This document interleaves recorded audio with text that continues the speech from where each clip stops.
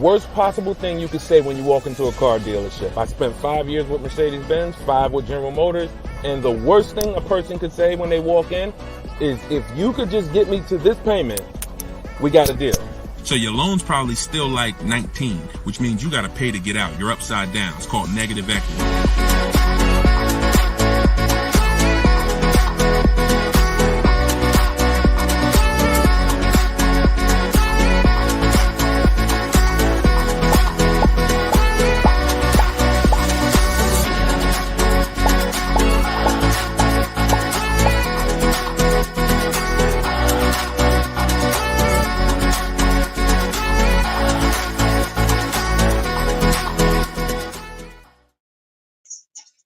Welcome. Let me mute this because I got the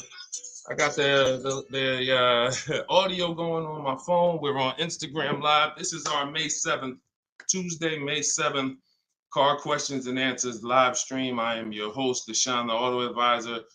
You may see these broadcasts throughout the week on TikTok, on YouTube, Instagram, and Facebook. But whenever you don't see the banner above me, that means you're watching one of our live shows, so you guys can start typing your questions. If you don't know me, my name is Deshone the Auto Advisor. Let's get the quick housekeeping out of the way before we start bringing in questions. I've been in the auto industry since 2006. I left in 2020 after the pandemic. Since then, we've been focused on car shopping education, teaching you how to get the low market prices on your leases, your new cars, and your used cars by bidding and looking at multiple offers, making dealers and banks bid for your business versus how you've traditionally shopped. So that is what we do. I'm also the author of the pretty much 5-star rated digital book. It's called Cars from Home, and we're currently rated 4.94, goodreads.com. Just want to get the housekeeping out the way for those of you who don't know me. For some of you who've been on the show before on the stream, welcome back. But for those of you who don't know me, this is my new digital book. It's called Cars from Home. You can get your copy for 75% off the normal price by going to my Instagram bio, the TikTok bio, or if you're on Facebook or Instagram, you can actually scan this QR code, Facebook or YouTube. You can scan the QR code, or you can go to Deshone'sBook.com. We have a link in the comments for you. Lastly, I am the host of the masterclass, Everything You're Doing Wrong, Buying, Selling, and Leasing Cars. Some of you have asked, I share a lot of people who are using these strategies throughout the broadcast. Some of them are people who have my book. Some of them are people who attended my free masterclass, and some of them are in my car shopping school, Maps Academy. So either way, you guys can get anything you need from me in the bios or in the comment section. So let's get started, Dolan.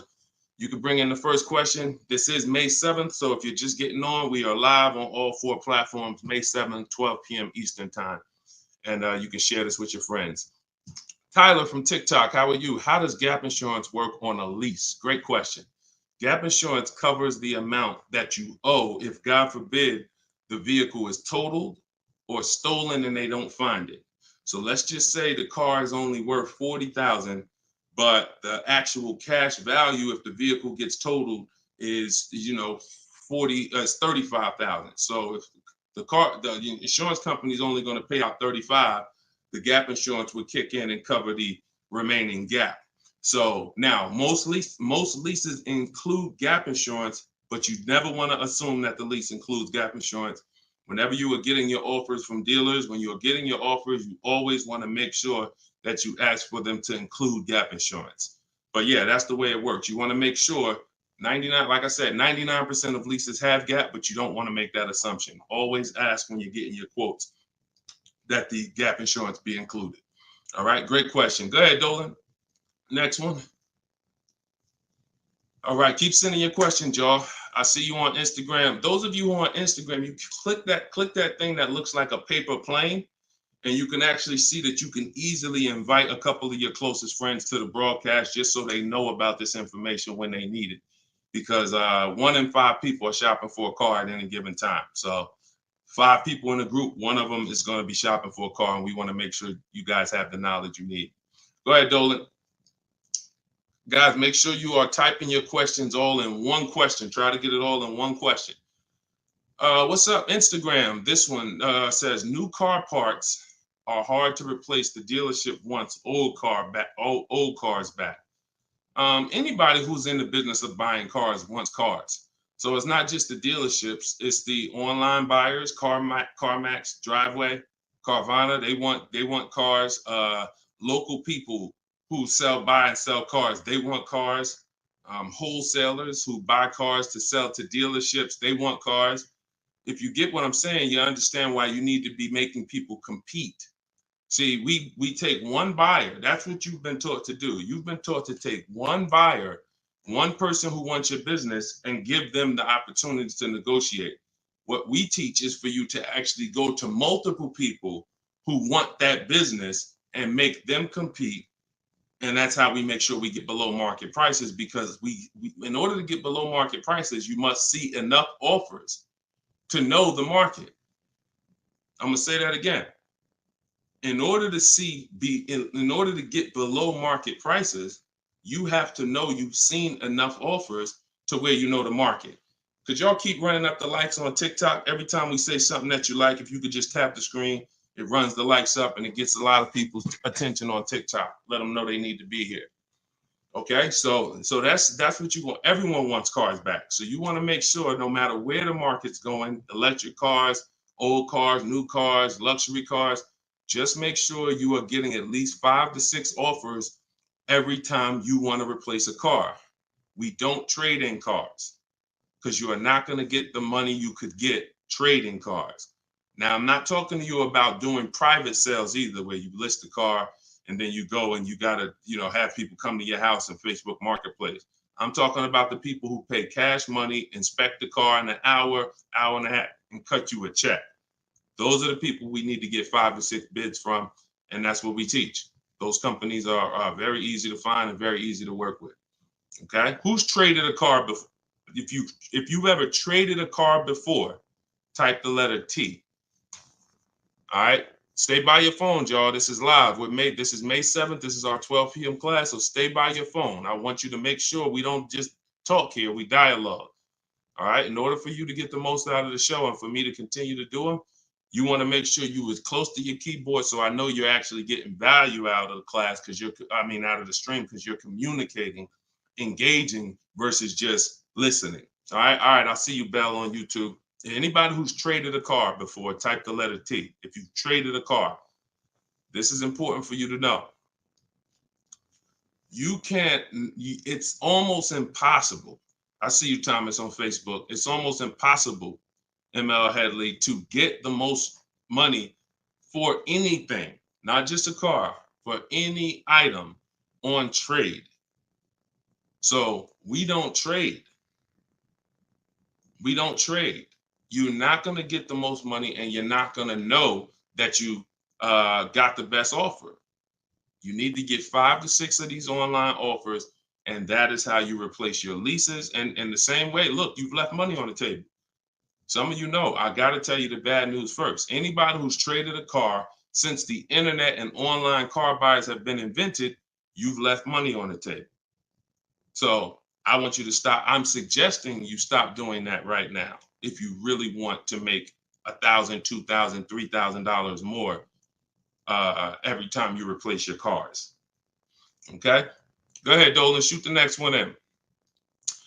Jock from TikTok. How can I get rid of negative equity with a lease?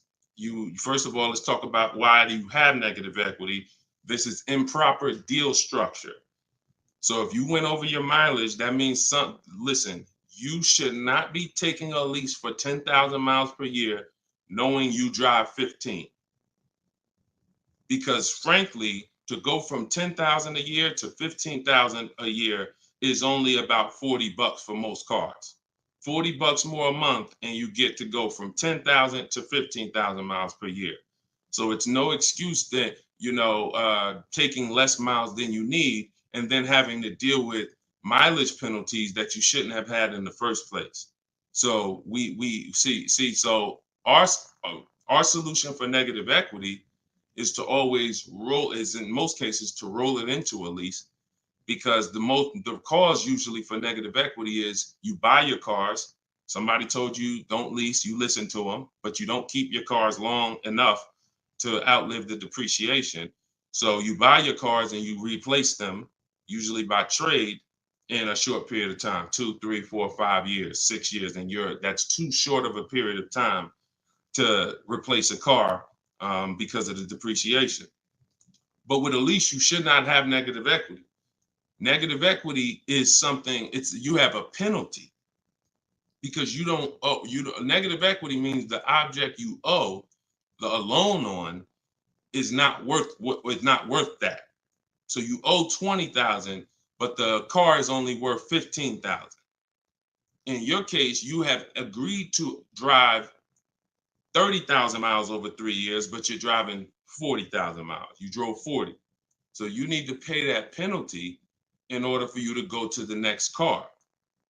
Okay? It should have been in your lease to begin with because you pay less for it if it's in your lease. You pay probably 15 cents a mile, where on a penalty, you're going to pay 25 cents a mile in a lot of cases.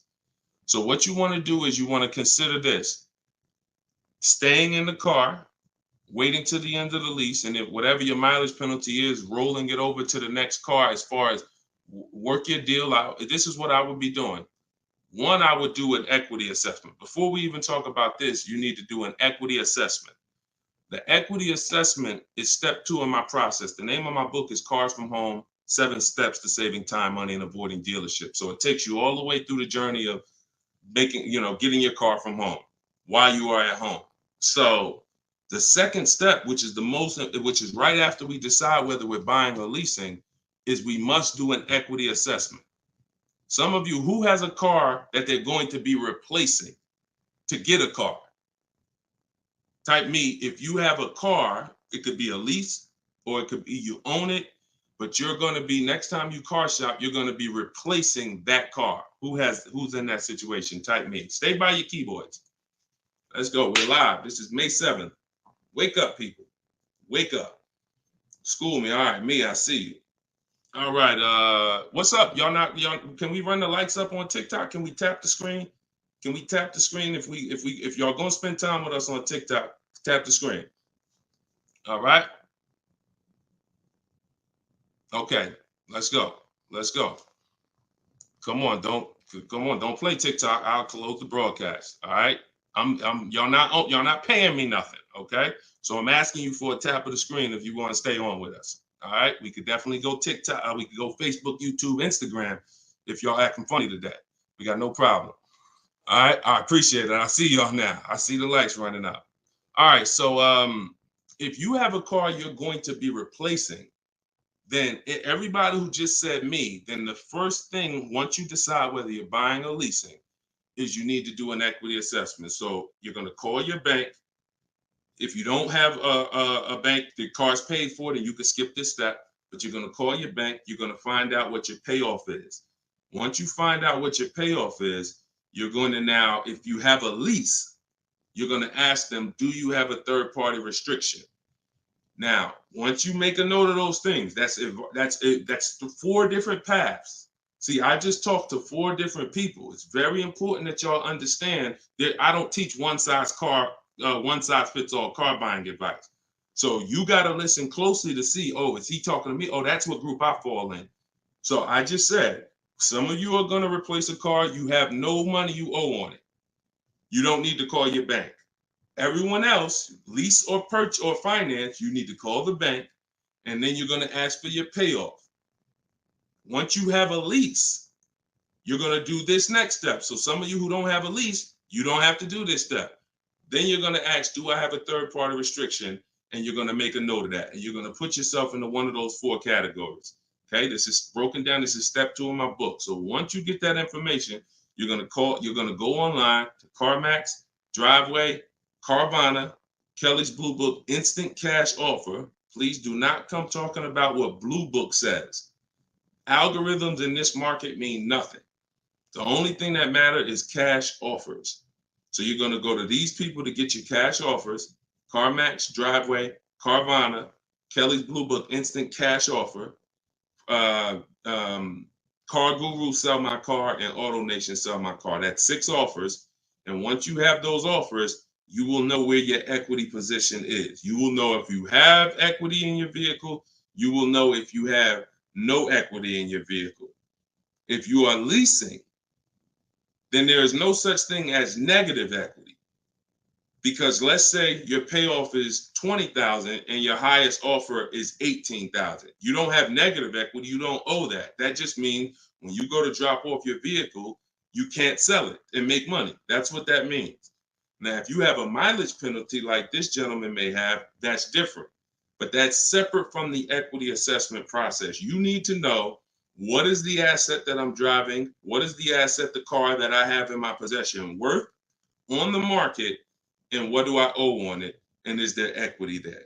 So that is the step you do before you think about shopping and getting offers, because we break our transactions down into 3 categories. Who we buy our car from, we're getting bids.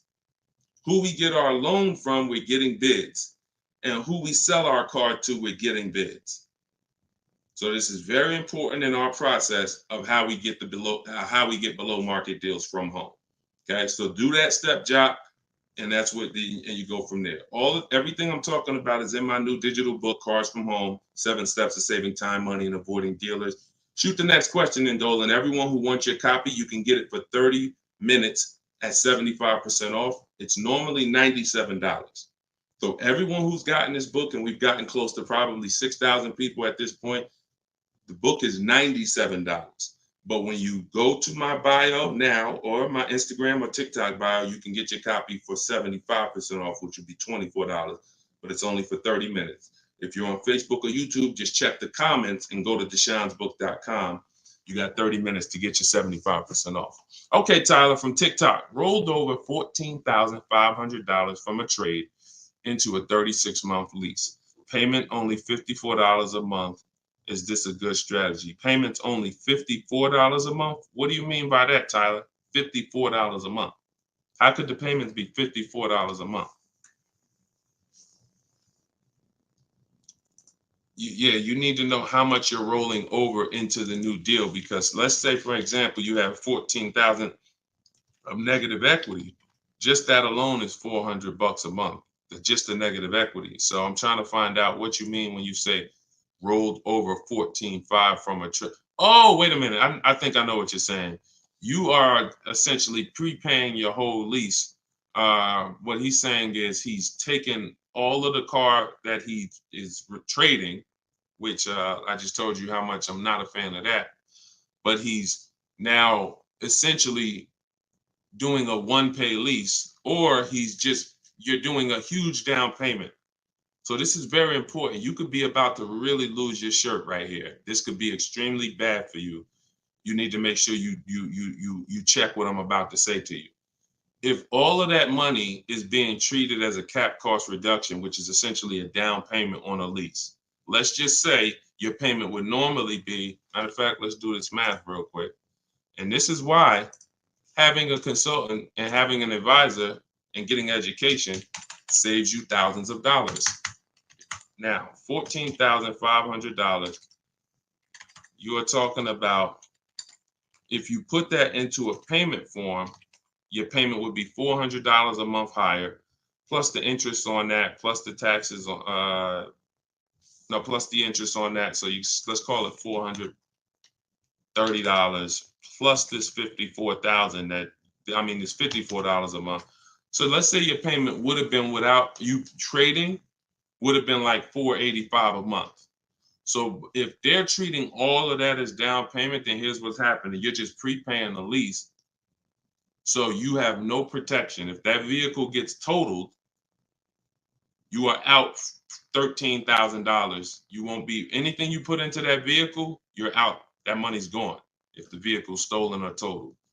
So what it makes more sense to do is to see if there's multiple security deposits that you could put. You need to get your offers, though, with no money out of pocket, because you can't look at one-pay leases and you can't look at multiple security deposits if you don't know what the original deal was without them.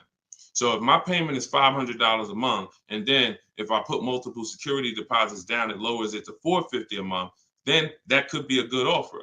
If it lowers it $20 a month and I got to give them $6,000 to hold, then it doesn't make financial sense. That's not a good return on you holding $6,000. But I'm always comparing it. This is something we teach called advanced leasing strategies. This is not for everybody.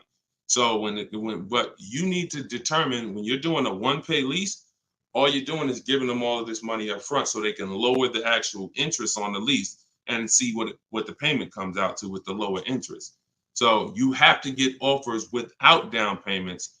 This is why I'm saying when we shop, we never shop with down payments, whether we're buying cars or leasing them. We never shop with down payments because when you're putting all this money in, you can't assess the deal because you don't know how much of this being a low payment is because I put all this money down. You need to know you have a deal before you consider what monthly payments is going to be. If I'm getting a lease and I shop my offers and my lease deal is under 1%, or my best offer is under 1%, no more than 1.5, somewhere in between there, I know I have a good deal, regardless of how much I'm going to put down. So, and when it comes to purchasing, I need to know people worry about the payment. Some of you are worried about the payment. You don't care about what you're buying the car for, and you're worried about the wrong thing because you're thinking about the loan you're getting. You're not thinking about the car you're buying. Before you think about, hey, what's a good payment on this car? No, the better question is, who's the dealer that's going to sell me that car for the lowest price? Deshone, I want to get this BMW 4 Series. What's a good payment on that? No, you're going to get a BMW 4 Series. Who's the dealer that's going to sell you that BMW 4 Series for the lowest price? If 20 dealers, if say 10 dealers have that car, $60,000 car, some dealers are going to sell it for 65, some are going to sell it for 60, some are going to sell it for 57. You need to get these offers before you worry about what the payment's going to be. And that's a whole different philosophy. This is what I teach. So I'm never going to be in the business of not teaching you to understand the numbers because we make it simple. Whether you're using my book, whether you're paying attention on these live streams, when you are shopping multiple offers, you eliminate this. You cannot be a payment shopper because you'll just be throwing money at deals and thinking you got a deal, but you didn't get a deal. You just threw so much money at it that it lowered your payment to something that you felt good about. Doesn't mean you didn't overpay for the car. All right? Very, very important, y'all. This is $3,000 to $5,000 to $7,000 to $10,000 mistakes. These aren't $100 mistakes. Listen, look, people right now are so distracted. They are asleep. They are asleep. The only way people could continue to make money is people stay asleep.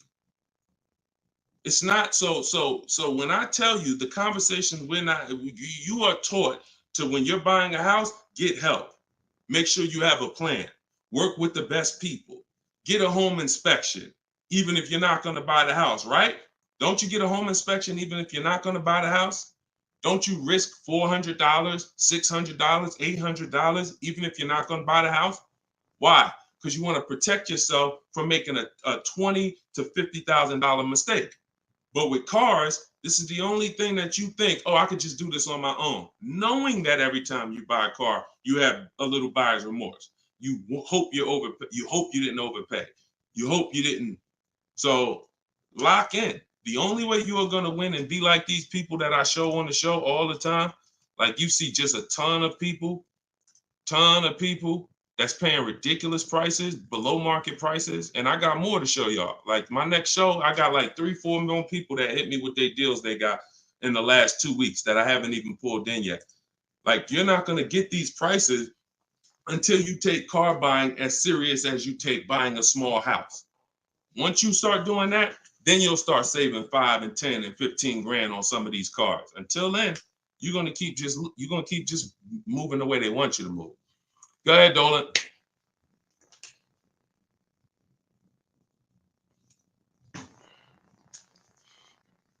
Is there any way to get out of a car with too much negative equity? No. Negative equity is what I call a bad credit for people with good credit. You could have an 800 score. If you have too much negative equity, you're not going anywhere. So the first thing to know is what's the cause. See, we could sit here and we can cure the problem, but until we know the cause, you're just going to go and you're going to repeat the problem. The cause is you're not leasing, but you're not keeping your cars 8 years. So what you're doing is you're losing on depreciation. Your car's value is going like this. You buy your cars, it goes down 15%, 20% the first year, 15%, 12%, 12% is losing thousands of dollars in value for the first 5 years. And then that's when you go to trade it, or that's when you go to replace it. So you don't keep the car long enough for it to start losing a little bit of value because somebody taught you could just switch cars anytime you want. Buy them and switch them, buy them and switch them. This is a depreciating asset, and you're going to lose every time doing that compared to someone who's getting great lease deals. So if you're not, our rule of thumb is if you're not buying your car to keep it at least 8 years, you should be shopping for great lease deals, not purchases.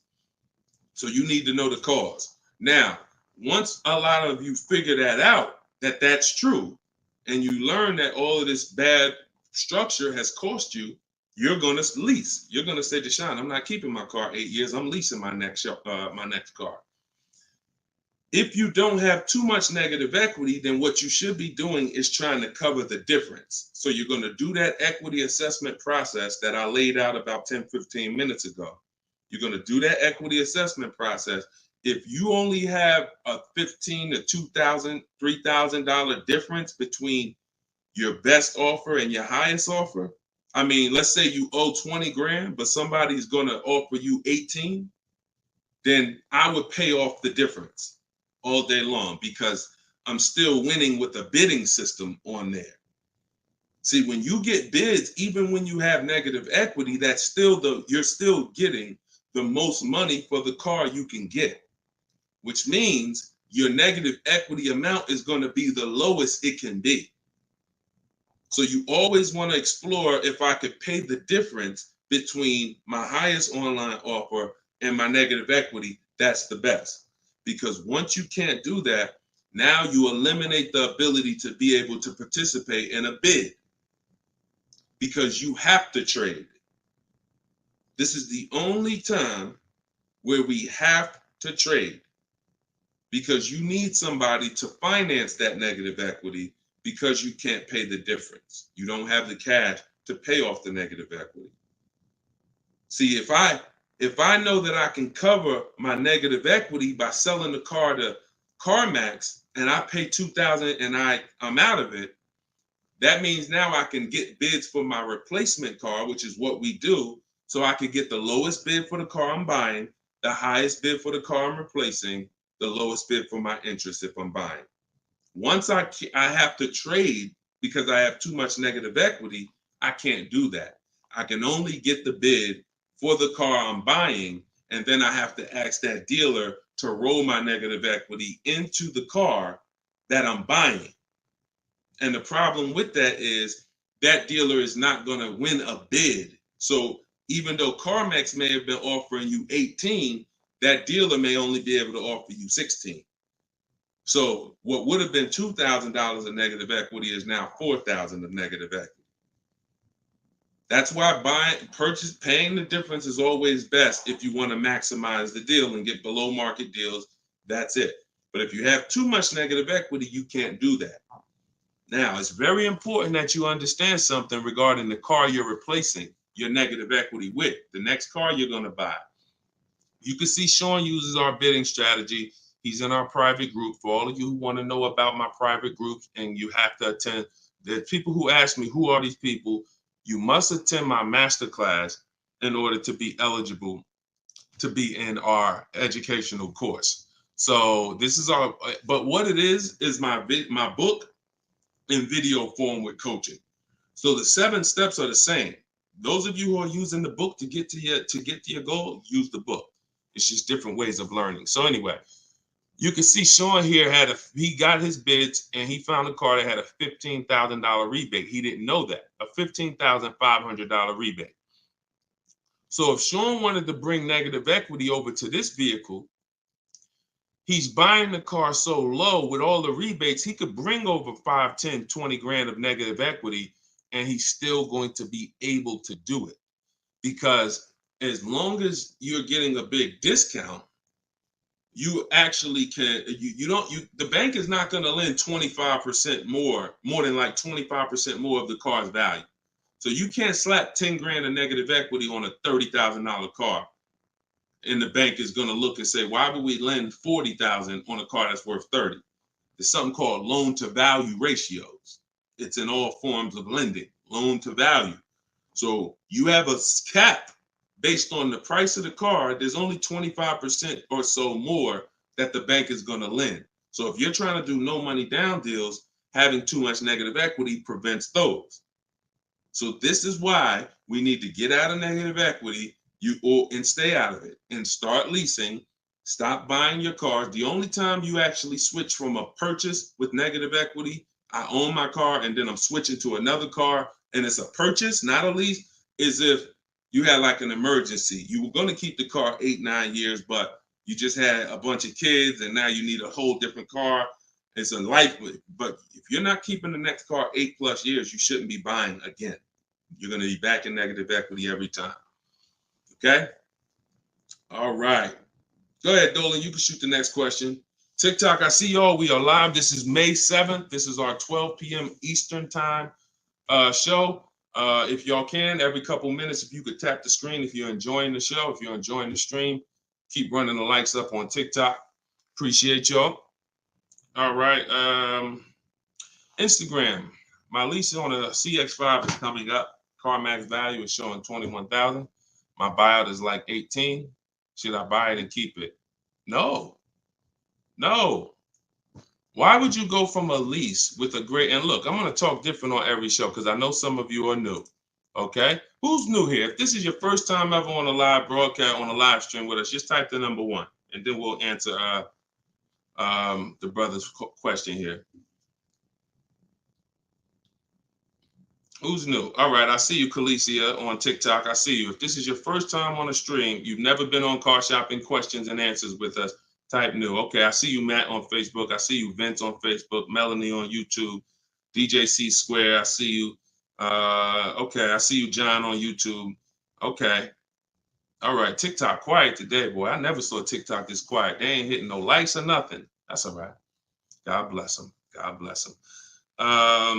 All right, so Instagram. Let's talk about this. Let's talk about this equity position you're in. Right now, you could sell that lease and make $4,000. Why would you want to go from a lease, which is a not keeping my car 8 years? I want full warranty. I want low payments. I want to drive a lot of car for a low amount of money.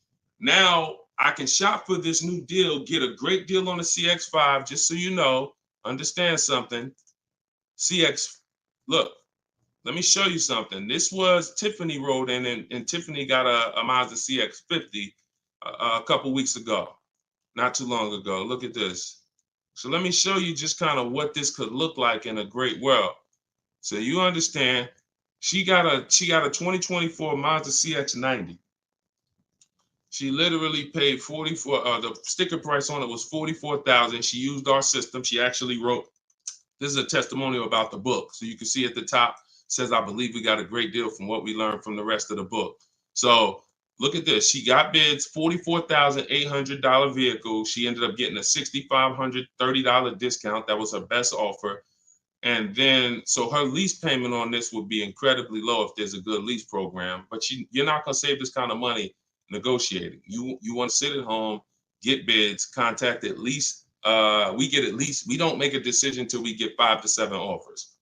We will not make a decision on a car until we get 5 to 7 offers, because 80% of dealers are overpriced.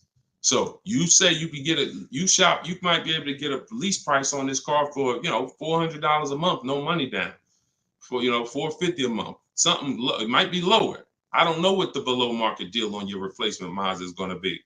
And then you could actually put that 21.4 in your pocket. So you could say, hey, the difference. So you would sell the car to CarMax for, and you would make $3,400. Just so you know, my mother sold her Mazda 2 years ago when the prices were real high, and she made $10,200. So why would I go from being able to do a deal like that, getting a new car, low payment, no money out of my pocket, put $3,400 from my old lease into my bank account? Why would I want to go from doing that to buying a used car, which is buying a 3-year-old Mazda, which is what you're suggesting when you say, should I buy it and keep it? What about that deal makes it better? If you figure this, Your buyout's 18. What's the payment on $18,000 plus taxes? 20 grand, 21 grand. What's the payment? 400 a month for 5 years. So why would I go and buy a 3-year-old used Mazda for 400 a month when I could go and I could lease a brand new Mazda for 400 a month and then turn around and again, if you're not buying this car to keep another 8 years, it makes no sense to buy a used car right now. It makes zero financial sense. Not only that, you're gonna spend the same amount of money over the years that you could have drove brand new leases for. There's no benefit. There's no benefit. This is what it is. We've seen this thousands of times over the years, hundreds at least.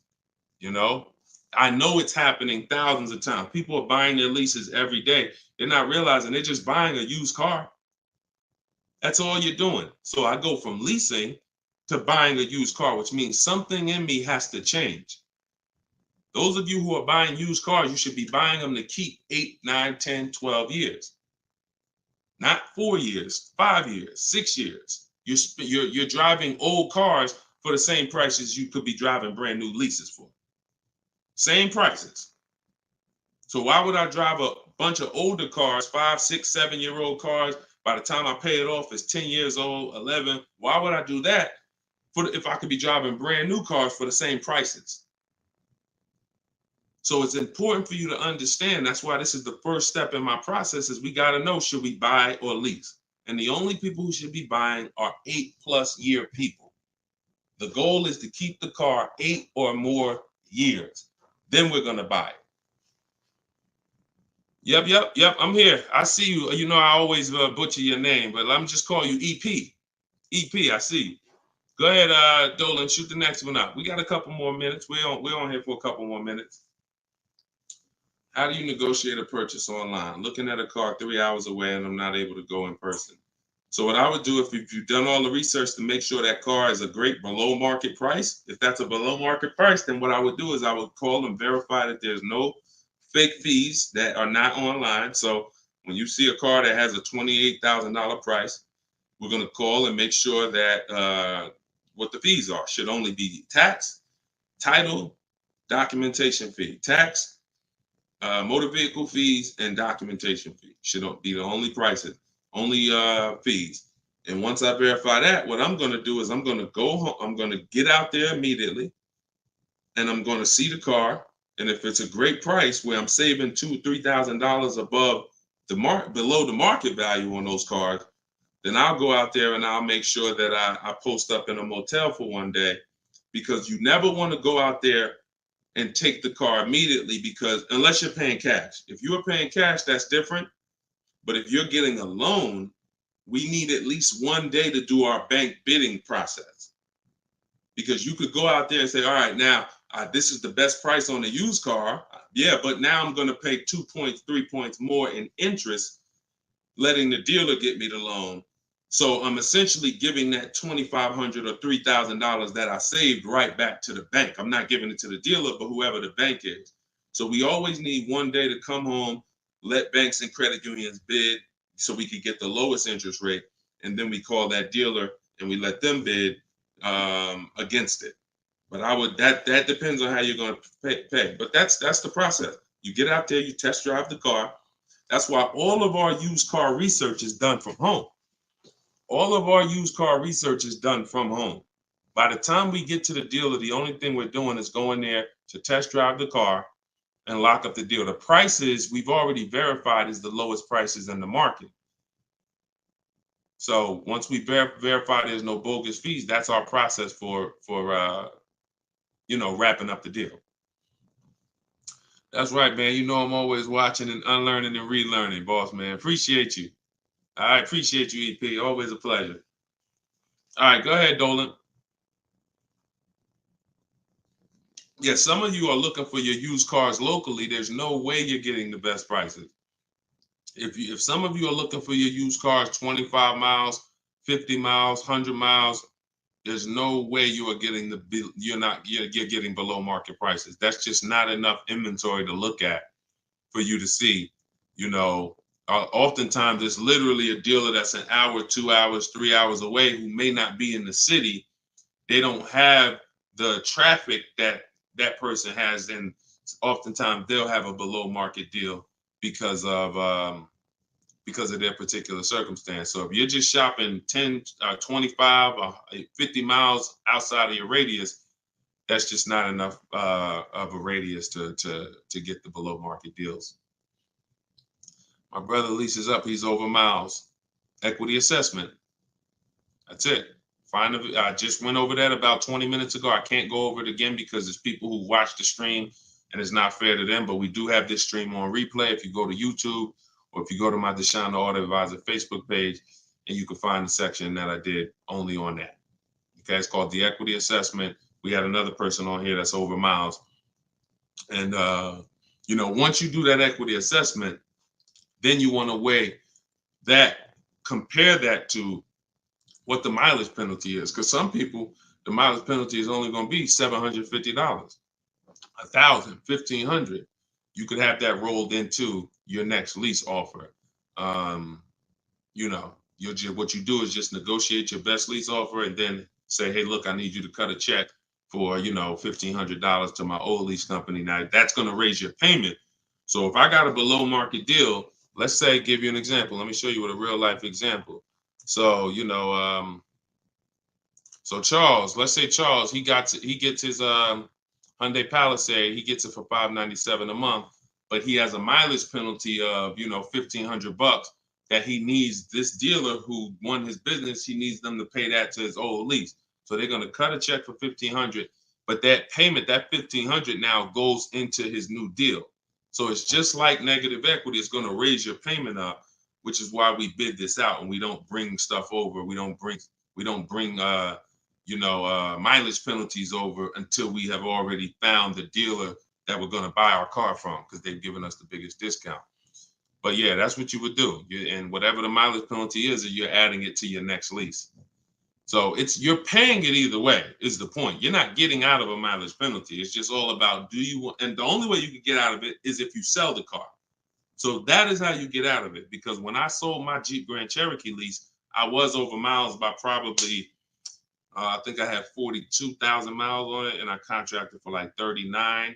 But that's because I extended the lease. And when I extended the lease, I was doing more driving, and I just said, I knew I had so much equity in the car, because again, that's when cars were worth literally $7,000 to $12,000 more all through the pandemic. 2020, 2021, 2022, we had people cashing out, making $8,000, $10,000, $12,000. Some of you might have saw some of our videos and used what we were teaching then. So once you do that, that's the only way you get out of a mileage penalty is you sell the vehicle, and then it's all whole. But if you're not doing that, that mileage penalty is going to be paid. It's just what I just told you is a way to get the deal done without having to pay the mileage penalty out of your pocket. You're rolling it into your next deal. All right, go ahead, Dolan. All right, y'all, this is our Tuesday 12 p.m. stream. We're on here for a few more minutes. Keep your questions coming. Try to get to as many as we can. Everything I'm teaching y'all, if you guys do not want to remember this, if you're like, Deshone, I want something where I can see step-by-step your plan, you want to go to deshonesbook.com. We got the banner on the screen. If you're watching us on TV, you can scan the QR code with your phone, and you can get my new book. It's a digital book called Cars from Home, 7 Steps to Saving Time, Money, and Avoiding Dealerships for 75% off. So you'll get it for $24. You won't pay the normal $97, but it's only for 30 minutes, okay? After 30 minutes, it's normal price. You guys that are on TikTok, you can get yours in my TikTok bio. There's a website there, as well as in Instagram, my Instagram bio. All right, get your 75% off if you don't want to get it, if you don't want to remember any of this. All right, so Guitar Jams, YouTube, what's the best price to negotiate over sticker price? For example, a car is a $26,000 sticker, but I'm only wanting to put $27,000 in cash. Is $1,000 difference enough to avoid all BS fees? See, that's a problem. See, let me show you how you're actually hurting yourself by doing this. You're not getting bids. You're not getting multiple offers. If you're looking at a new car like this, a $44,000 car, You go in and you assume what a good deal is going to be. We never assume what a good deal is going to be. We have to reveal what a good deal is by getting multiple offers from home. So we sit at home. In my way, we use the computer and we're going online and we're going to dealers' websites. I have scripts in my book. So all you're doing is copying, pasting my scripts to use this. Now, if you're doing it your way, you just want to make sure your goal, you could do it by phone. I don't care how you do it, but your goal is to get 5 offers, because until you get 5 offers on these new cars and on these leases, you're not going to ever know what the best deal really is, because 80% of dealers are overpriced. So when you look at something like this, if you said, okay, $44,820 car, like the one I got on the screen, if you went in there saying, well, I only want to pay $46,000 all in, look at what she paid. She paid net $40,300. Look, this was her base price. She got $38,289. Her net price was $40,300. So if you would have went in here on this car saying, well, it's 44, look, I'll give you 46,000 all in, you would literally have overpaid more than Tiffany by $6,000. Let that sink in. You can't go in feeling for the bottom, brother. You will certainly get somebody will take a vacation on you. Their commission they're gonna make, well, that's probably an $8,000 profit deal to the dealer, $6,000 profit to $8,000 profit, and somebody's getting a $1,500 commission on you because you just went in. Oh, let me guess what I think a good price is going to be. Not knowing if there's any rebates on the car, not knowing anything about it. I'm just going to guess. Look, what if Sean would have went in? Look, what if Sean would have went in talking about, this truck is $73,000. I'm gonna offer them $73,000, but they gotta include all the tax, all the fees. I'll give you the asking price, but you gotta include all the tax and fees in. Look, he ended up getting with bids $57,000. He would have overpaid by $20,000, $15,000. And I'm sorry to tell you that some of you are doing it every day. You've done it on all your cars. You've overpaid, not using these strategies. And I want you to stop. You're free to do what you want to do. You want to stay in the old way. But the people that you see that are getting these deals, these people that are posting, listen, when you get a great deal, you post the deal. See, when you get a car, pay attention, y'all. Pay attention to what I'm about to say. It's very important. When you actually have strategy to get great deals, you actually post the deal. This is our private group where we post our deals. Look, people are not just happy about the car. Look, Eddie, I ended up getting multiple offers, got a Toyota Camry hybrid. This was last year when these cars were literally on fire. Look, quote, getting quotes as high as 10 grand over sticker. Look, I got $2,086 under sticker.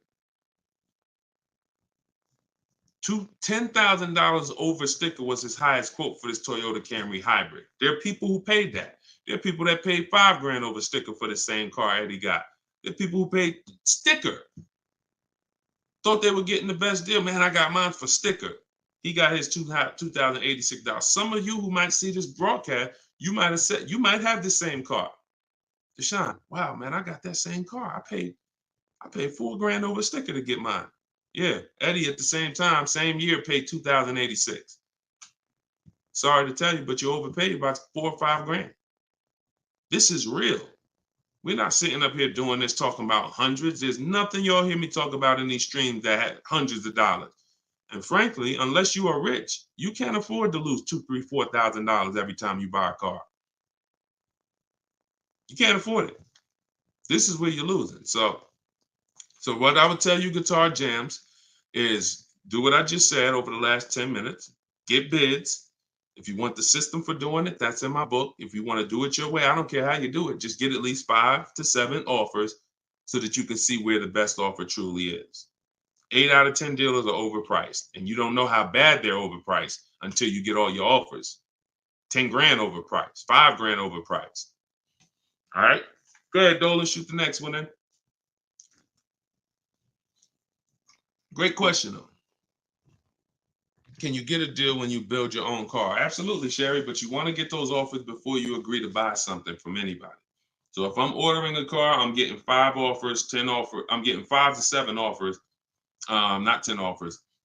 See, in my book, I have a process called the 25 to 5, where we connect with 25 dealers online in 20 minutes. And our goal is to get 5 to 7 offers in 48 hours. So once that happens, we don't order a car until we verify the car doesn't exist in the market. See, because when you walk into a dealership or call 2 dealerships and they say, oh, we don't have that car, but we could order it for you. Now, what are you doing? You only talk to 2 dealers. What about in the 25 dealers that we talk to? What if 7 of them or 10 of them have that car? So you just talked to 2. Now they got you ordering a car. We don't order until we talk to these 25 dealers online and they tell us, hey, nobody has it, or it's only 2 out there, then we might order. But that car could be sitting right around the corner from you, or 30 minutes away from you. People could have 5 of them. An hour away from you, people got 3 more of them. But because you're just local, you think, oh, I need to order this. We don't order until all of those dealers tell us we don't have that car. And then when we send out our order request, we're getting quotes from all those dealers. So we're getting probably at least 10 offers. When we go to order, we're probably getting 10 offers because all of those dealers we've already been talking to. And any of them could order us a car. I had a young lady 2 years ago, no, last year, the new BMW came out, the new BMW X4M, and she got quotes. And to order, nobody wanted to give her below sticker price. Some were higher than sticker. The person who won the bid was giving her $3,000 below sticker. But the car had a bad lease program though, so she ended up not getting it. But $3,000 below sticker. If she was purchasing that car, that would have been a ridiculous deal. Brand new BMW, new body style, $3,000 below sticker. But that's bids.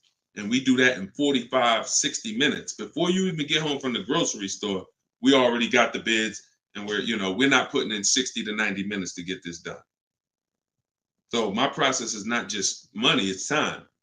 I don't want to spend more than 60 minutes to get a car. And I could get any car, any price. All of these people that you're seeing, Danielle, Kimberly, Bonita, all these people right here, Charles, they could get that Zafrina, they could get these cars, they could get these same deals that y'all seeing, and they're probably 90 minutes. Some of them might be 60 minutes because it was their first time, second time, some of them. Second time you get it, you're probably 60 minutes because it's a repetitive process.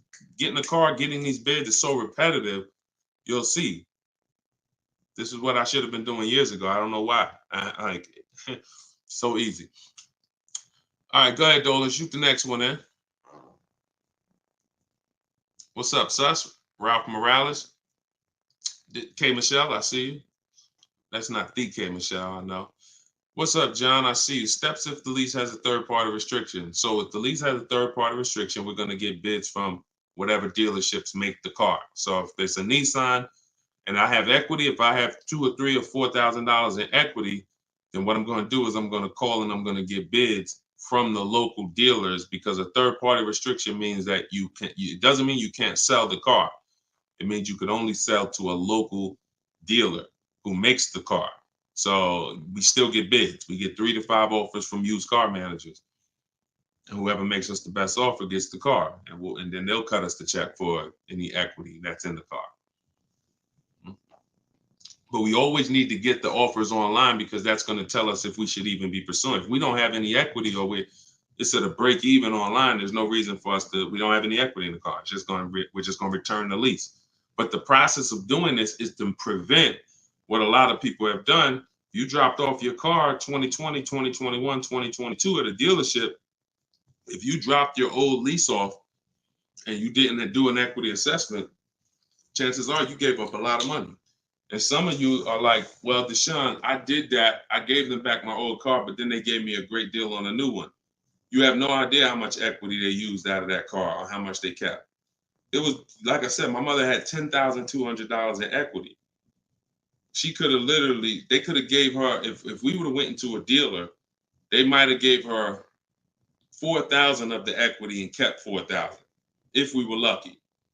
So, doing an equity assessment before the lease in process is to prevent giving away any equity when we drop off our lease. All right, go ahead, Dolan.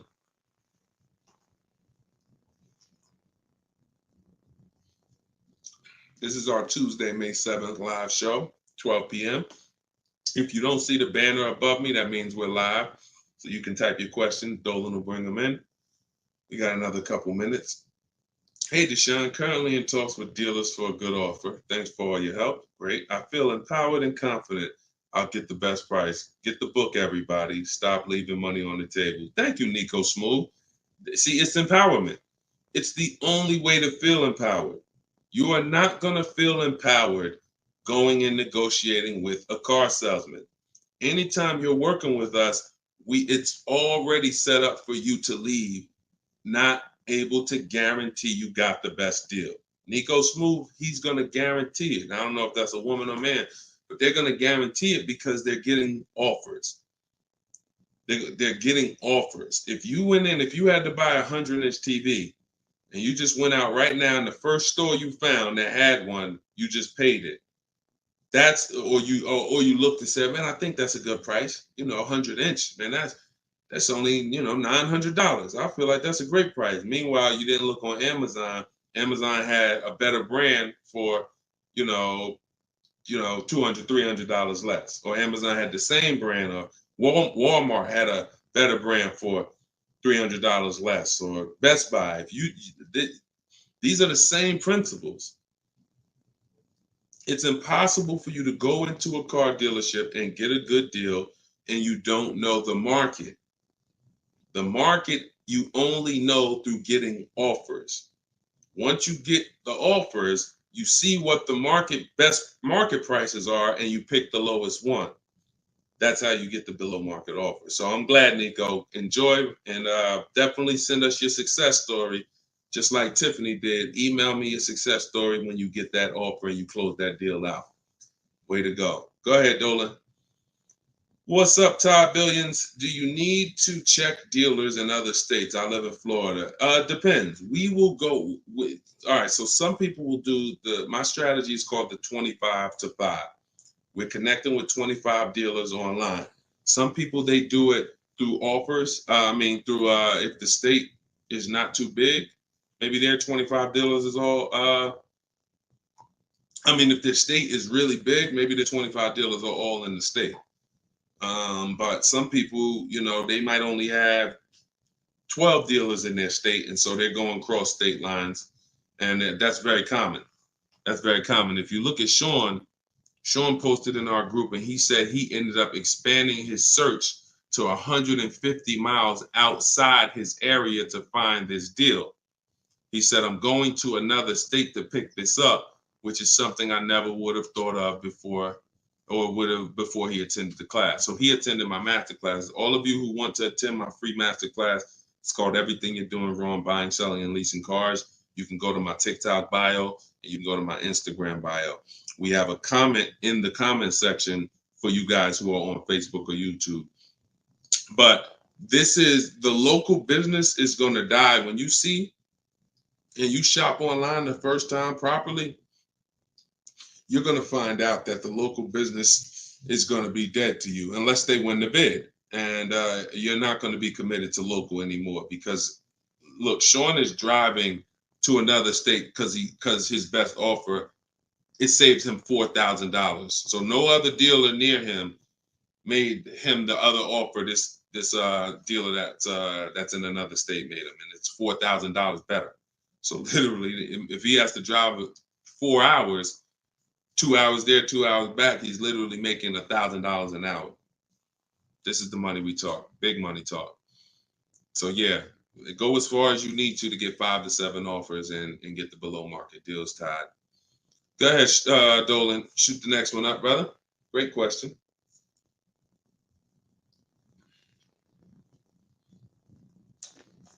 This is Charles Harris on YouTube. How are you? Hey, Deshone, why you don't have PayPal for a payment method? Um, that's a great question. We've used PayPal probably twice since we started our company in 2021. We just found that Stripe was a better company to work with for the business. We do have, I believe we have Klarna. So for those of you who are familiar with Klarna, they'll let you break up the payments interest free. For the book or any product we sell, we make Klarna available for the last year. But PayPal is just a little different to work with. We've enjoyed working with Stripe. So hope that helps. Go ahead, Dolan. Right, we just hit the hour mark. Got a couple more. We'll try to take a couple more before we wrap. Lenice from Instagram. By the way, everybody, if you just jumped on, this is our Tuesday, May 7th, rather, 12 p.m. live. So we are live. So feel free to ask your questions. If you don't see the banner above me, then that means we're live and you can type your questions. Is purchasing a car from Enterprise Car Sales a good idea? If in order for me, when we're shopping for used cars, like I have this used Infinity truck. We got it a year ago. It was 2020, so it was 3 years old. When we found that car, when I narrow it down to my top 3 to 5 used car options, they have the best title histories, the best service records, the best accident records. They're the best price in the market. They're below market. And then I verify what the brand new price was, because you can't know a car is great until you know the new car price. Because if a car was 50,000 and they're asking 30, that's different than a car that was 55,000 and they're asking 30. The $55,000 one has more value, has more equipment, more options, so it's a better value. So it's impossible to get a great deal on a used car without knowing what the original price was. So you might have picked a car that's, this one is 30,000, but again, the original price was 50. Meaning, while another one might be 31,000, it's $1,000 more, but the original price was 55 or 57. So you got to know what was in the new car price to be able to compare when we're getting. So if I narrowed it down and that Enterprise car was in that bunch, I'm not opposed to it as long as it has great service records, great accident history, great title records. But the title is going to show as a rental. So when I say great title history, you got frame damage, you got salvage titles, you got rebuilt titles, cars that have been totaled, rebuilt. You have different forms of title: personal lease, personal vehicle, corporate lease. These are all different categories of title. So if you get one that has a rental, then that price needs to be considerably less than the other cars on my list.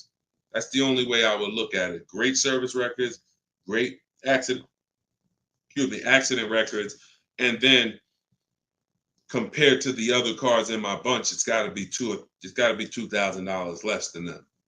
1,500, 2,000 less. So that's the only time I consider it. Go ahead, Dolan.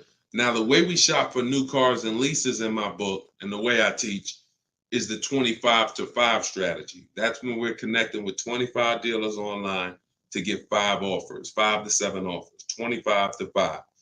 When we shop for used cars, we're using my multiple marketplace strategy. So we're going on every marketplace that has used cars, 8 of them: CarMax, Carvana, Driveway, eBay Motors, Car Gurus, Cars.com, Carfax.com, Autotrader.com. We're going on all 8 marketplaces because these marketplaces have different prices, different inventory, and that's how we shop it, and we narrow it down from there.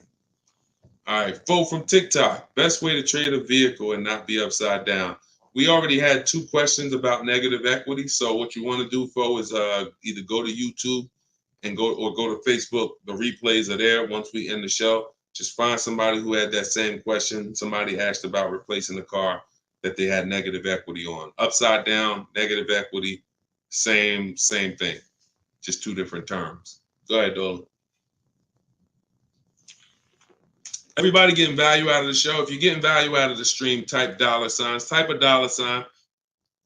If you're getting value out of the stream, type a $sign. All right, everybody getting value? All right, I see you.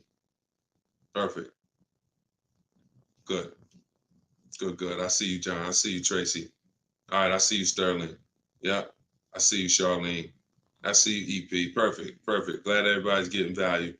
Charlene said, thanks for the education. I just finished the first read of your book. Now I will start the process to buy a new car following the 7 steps. Congratulations, Charlene. Way to go. Now, some people choose to go the book step by step. So the last step that Charlene just said, step 7 is delivery. So you're not really getting, some people do this. And I can't, it depends on how you learn.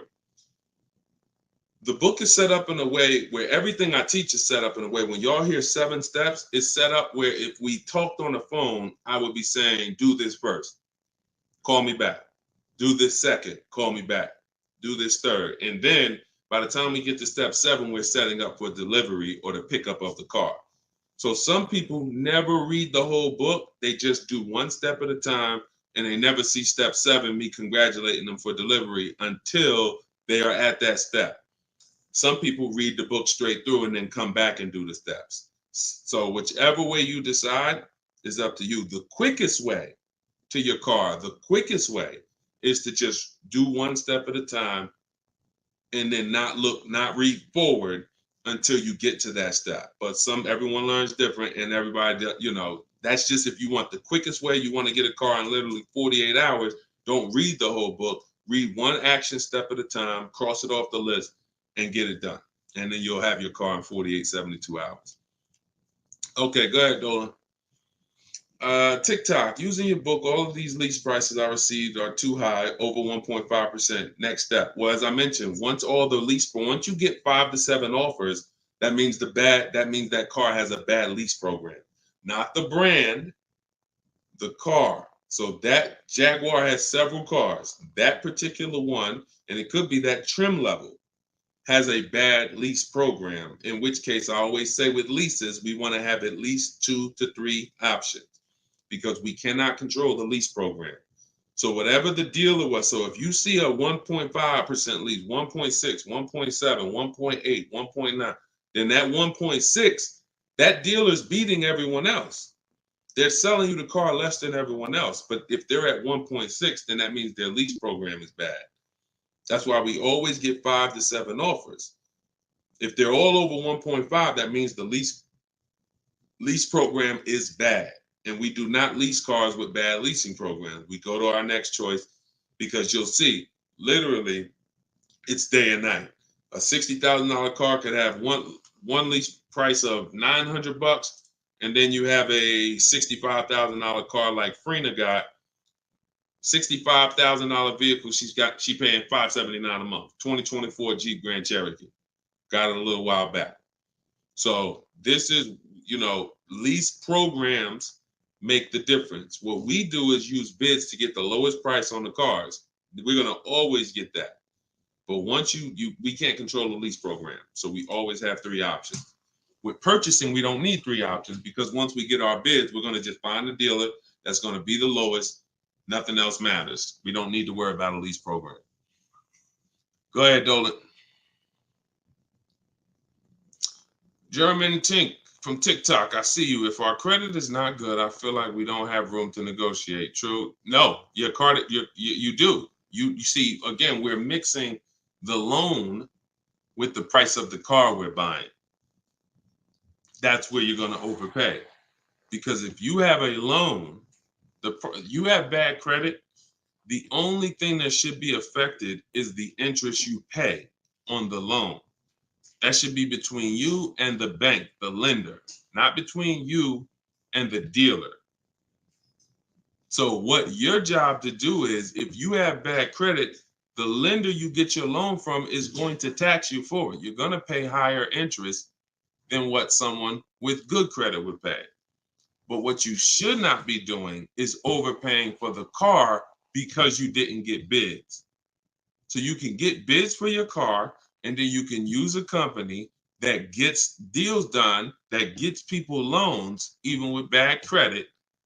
And you know, I use Limbuzz. I recommend Limbuzz. I don't use them. I recommend them. So you could either, pay a high interest rate and get a great price on the car, or you could do what most people do: get a bad price on the car and pay a high interest rate because they're going and they're shopping desperately. So in my process, we would get with Limbuzz, get our pre-approval with Limbuzz, and then we would go and we would shop and get bids to make sure we're finding the lowest price on the car. See, once you learn what we're doing and you start doing what I'm telling you, using what we're talking about here, you're going to see the car price is independent from the loan. You've been taught to focus on the loan, which is how much my monthly payment is going to be. Oh, am I going to not be able to negotiate? The car's price we're negotiating has nothing to do with the loan we're going to use to buy it. Okay? So everything that I taught from today, guys, is in my book. It's my new digital book. It's called Cars from Home. You saw it if you were here earlier. We're rated 4.94 on Goodreads.com. Thank you to everyone who's reviewed the book and gave us 5-star reviews. You can get your copy in my TikTok bio for 75% off. That's $24. It'll be in your email in 2-3 minutes, in my Instagram bio. But don't let that timer run out, because then the price does go back up to $97. You can get yours for 30 minutes. And the same thing online here on YouTube, Facebook. We have the banner here. You can scan this QR code with your phone if you're watching us on TV. And this is what we do, y'all. We do these shows throughout the day. You can see on what time we'll be live. So we'll be back for the next one shortly. And make sure when you see us, you hop on and ask your questions, all right? But let's go get these deals. Shout out to everybody who's committed to unlearning and relearning. In order for you to win with what we just talked about, you have to unlearn the way you were taught to car shop. You have to unlearn that and relearn the new way. All right? God bless y'all. Enjoy the rest of your day. See you soon.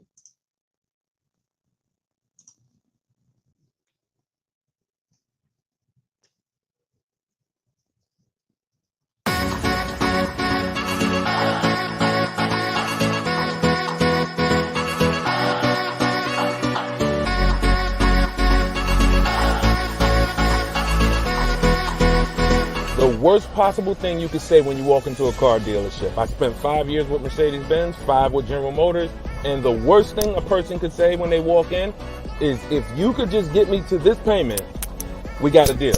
So your loan's probably still like 19, which means you got to pay to get out. You're upside down. It's called negative equity.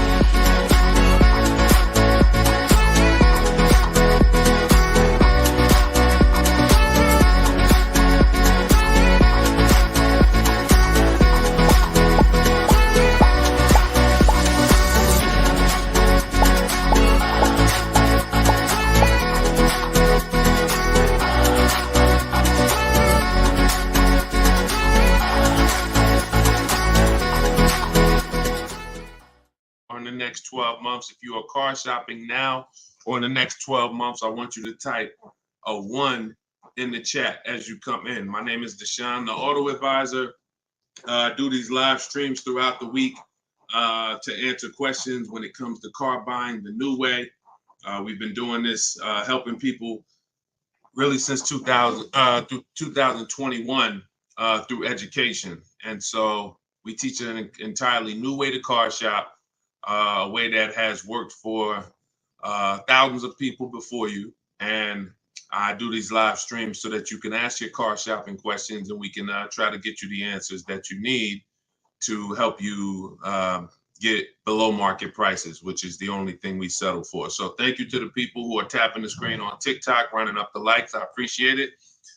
We have Dolan moderating in the back, so you guys can start typing your questions. Everything I'll be talking about is out of my new digital book. It's called Cars from Home, 7 Steps to Saving Time, Money, and Avoiding Dealerships. Thank you to all who have reviewed the book on Goodreads, putting the review page up now. Thank you for helping us have pretty much a 5-star rating And everyone, as you're watching this, you can get your copy. If you like what you're hearing, if you like this new way that you're going to hear on these streams of how to car shop, you can get your copy of my digital book for 75% off in my TikTok bio, my Instagram bio, or we have a banner up for you guys. Or you can go to deshonsbook.com. So no matter where you're at, that's your special offer. All right. So Dolan, you can bring the first question in. I see you, Paper Chaser. Welcome to the broadcast. I see you, Benjamin, on TikTok. I see you. First time people. Welcome to all the first time people. If you your first time here, type of 1. Mario Soto, I see you on YouTube. Welcome. This is Chris on Facebook. Hey, Deshone, are dealerships willing to order a car for you if they don't have a car with the options you want? Everyone is usually willing to order a car because every dealer can order.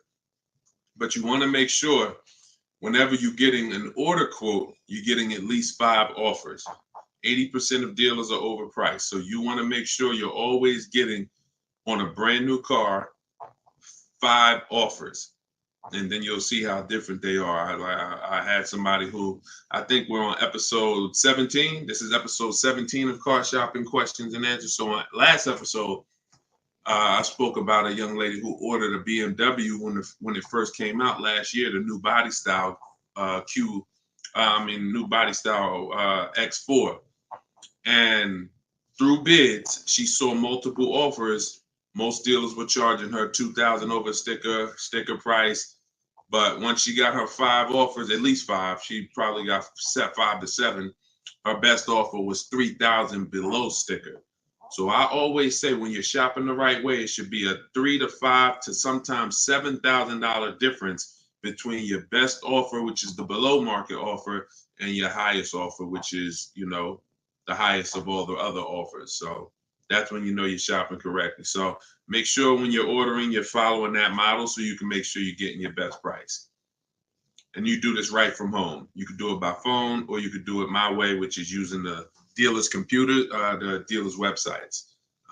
We do copy and paste models to get quotes directly with dealers, speaking with them on their website. So as long as you do it, that's all that matters.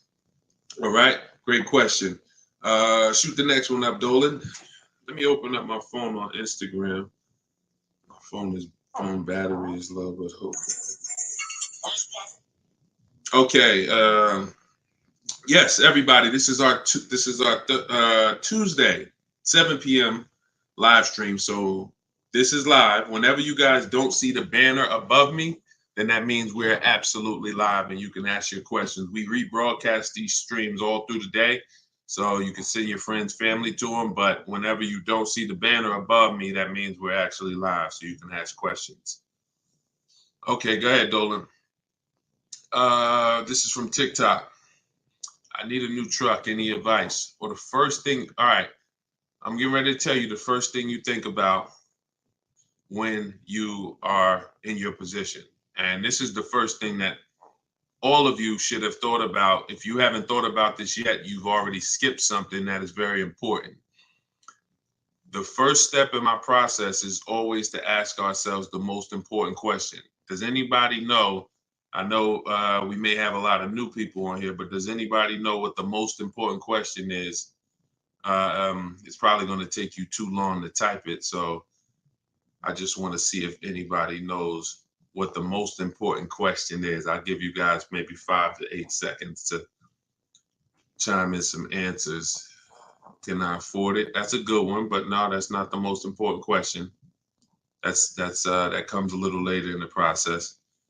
Come on, Benjamin, Charlie. Am I keeping the car 8 years? My man, way to go right there.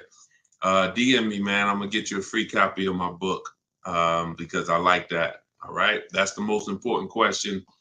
Just DM me on TikTok. I can't read DMs, y'all. So if you actually have DM me, 99% of the time, I'm not gonna see it because I have a team that helps me with my social media. So I'm not seeing DMs because we just get way too many throughout the day. But in your case, yes, send me that. Yes, but that's the most important question because here's the thing. The first thing you want to think about is how long you're going to keep it because you're about to buy something that's going to go down in value. You're not going to get the most value out of it until after 7 years. that's when you're going to get the most value. Everything before that, who knows, when I break these things out, I'm showing you the depreciation curve. And this is how your vehicle is losing value. So if you buy a new vehicle, it's losing value like this. If you buy a used vehicle, it may be losing value like this, but it's going down thousands of dollars every year. So until you keep the car long enough, some of you are just not keeping your cars long enough to win, because you're turning around and replacing your cars while it's still like this. You're still losing $2,000, $3,000, $5,000, $7,000 a year, depending on the price of the car, in depreciation. Now, when you keep your car long term, you're going to beat depreciation, because eventually your car starts to, like, who has a car outside right now that's at least 8 years old? Who has a car outside right now that's at least 8 years old? Type how many years old the car is.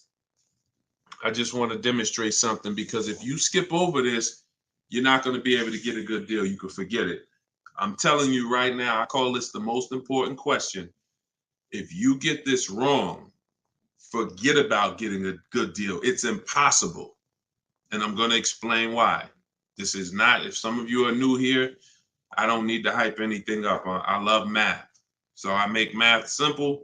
You might not love math. I love math. And I know that when it comes to cars and buying versus leasing, it's a numbers thing.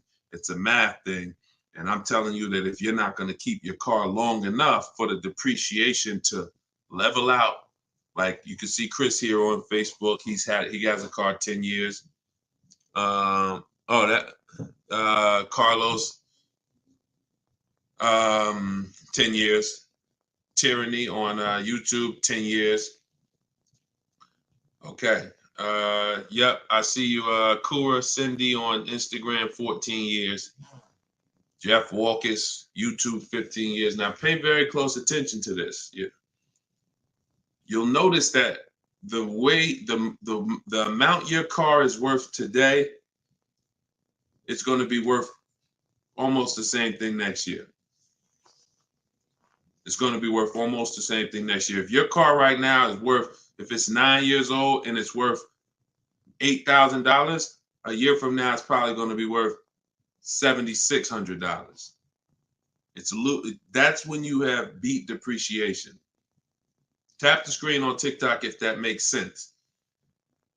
See, if your car is only losing, some of you see these answers, until you are actually keeping your car long enough. It's not about when you pay off the car. A lot of people think that that's the car's paid off. It doesn't matter. The value of the car is going down. This is why I call this the unseen expense. Depreciation is the unseen expense. And so how do we beat it? You can't replace the car in 2 years, 3 years, 4 years, 5 years, 6 years, 7 years. Can't replace it. You have to replace it either after that, or if you're not going to keep it that long, you should be shopping for a lease. And I'm going to show you the numbers before we move on from this. I'm going to make this point very clear. Now, this is step 1 in my book. This is why if you don't get this step, you cannot get a great deal on a car. So Instagram, I just want to let y'all know that if you're enjoying what we're doing, there's a button that looks like a paper airplane at the bottom of the screen. If you could hit that and just quickly in 10 seconds, tap 3 friends or 1 friend, anyone, I don't care. Just invite people over, because I know they'll appreciate it. Because a lot of you guys have friends right now that are outside in dealerships getting overcharged as we speak.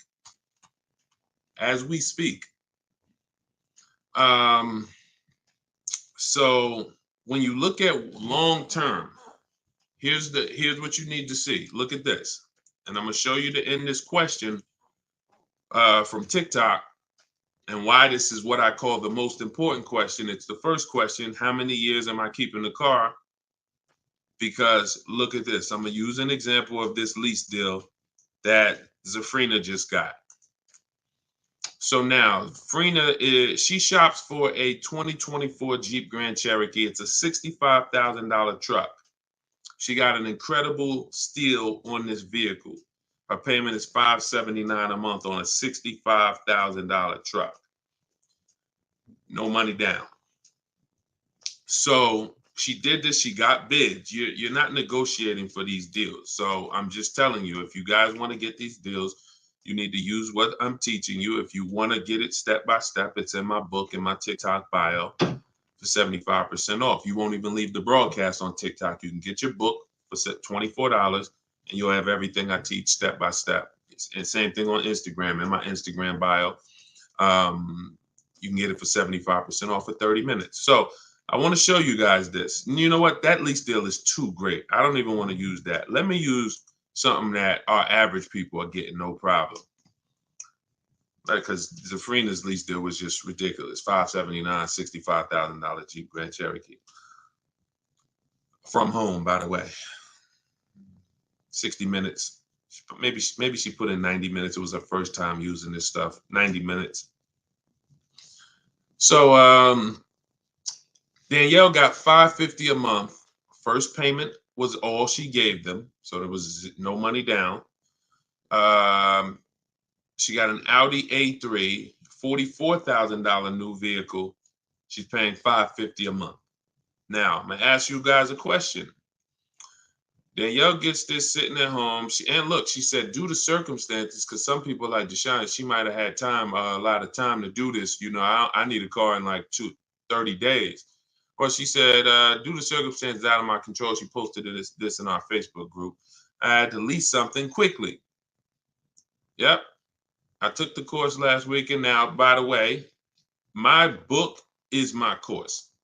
So don't think you have to get my Maps Academy to get this. My course is 7 steps in video form with coaching from me. My book is 7 steps in book form, and they're the exact same steps with the exact same scripts. So it's just how you, some people like Deshone, I win with the book, like Tiffany, other people who review, and some people do this. So it's all the same. It's just different learning. So the point is, I want to show y'all something. We're making a point here. So she got $550 a month, $44,000 car. How much is every $5,000 on a car loan, everybody? If you're looking, some of you have seen this in a video before. Every $5,000 that when you look at a car, you see it's $5,000, $10,000, $15,000, $20,000. How much is every $5,000 on a car loan monthly payment? Let's see if anybody's seen this. I'll give you guys another. Thank you, Nico Smooth. $100, perfect. Carlos Thomas, $100. Yes. So that is BG Meats. Yes, $100. Perfect. Perfect. Blooming Chosen One. Perfect. See, so this is why this is important for those of you who are going to purchase, not those of you who are going to lease. You need to know when you look at a car, if you see it and it says $20,000, you need to know that that is about $400 a month.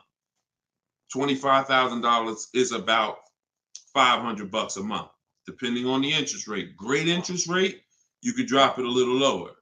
But average interest rate, that's what you need to be looking at. And you need to be, that assumes a 5-year loan. Because some people say, well, Deshone, if I take a 6-year loan, no, it'll be lower. But 6-year loans should be the max. See, that there's different ways to budget. If I budget $500 a month and I say, well, how much car does that get me on a loan? 25 grand. Now that's for 5 years. So if I go find a car for 25 for $500 a month for 5 years, I did better than if I got a car for $500 a month for 6 years. So there's different ways to raise your budget. I have something in my book called The Perfect Budget. I created a calculator. It walks you through what I just said. See, what I just said is very important. Knowing how much you can spend if you get a 5-year loan, and then saying, all right, if necessary, I'll go with a 6-year loan and bump myself up, but I'm still below my max budget. But I'm not going $500 a month for 6 years. Can y'all tap the screen and run the likes up on TikTok? Keep running them up if y'all getting value out of what we're doing. So we're still making a very good point here, okay? I'm spending really most of this stream going deep on the first question. And I've never done this before, so we'll see if it works. If somebody said I have a new truck, new advice, any advice? So I went right into the most important question, which is leasing versus buying. How many years am I going to keep the car? And I'm now showing you why you cannot get a great deal on a car if you buy when you should have leased. So let's wrap this up. So we can see here, Danielle got $550 a month on an Audi, no money down. Now let's take the same vehicle and let's pretend she purchased it. She didn't know about leasing versus buying. She just listened to a bunch of people, bad advice, who say never lease a car.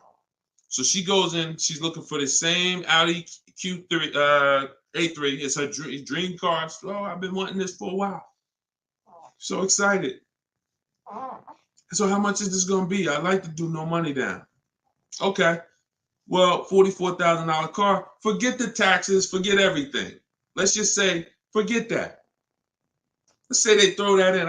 We'll pay the tax and everything. Let's say she just finances $45,000. What's her payment? $900. Some of you who are in the math, you would like Deshone, yeah, $900. So she drives out of there. She drives out of there paying $900 for the same car Danielle's paying $550 a month for. Now watch this. Let's just say, now I'm going to show you because I know what you're thinking. Deshone, please send my free book. Okay, I got you. DM me though. So I want to stay on topic here. All right, so let's just say some of you are like, well, Deshone, I got a great deal on my last car. I wouldn't pay the same price that Danielle could pay for. Let's say, what's an unbelievable deal on this $44,000 brand new Audi? How much discount? I'm gonna let y'all decide. I'm gonna show you why there is no way for you to get a great deal when you purchase when you should have leased. We're gonna kill this. Some of you are gonna be set free right now. So let's just say, what's a great price? $44,000 brand new Audi Q4 A3. What's just a ridiculous discount? How much off? Let's say like the best deal that you could ever think on a brand new car. Look, all right, it's taking y'all a while to type. We're looking. What's up? Heck, none of y'all ever saved money on a car before? Some people, oh, Deshone, I didn't think we could get discounts on cars. All right, I like that. Nico Smooth, I like that. Let's say the person got $10,000 off. Okay?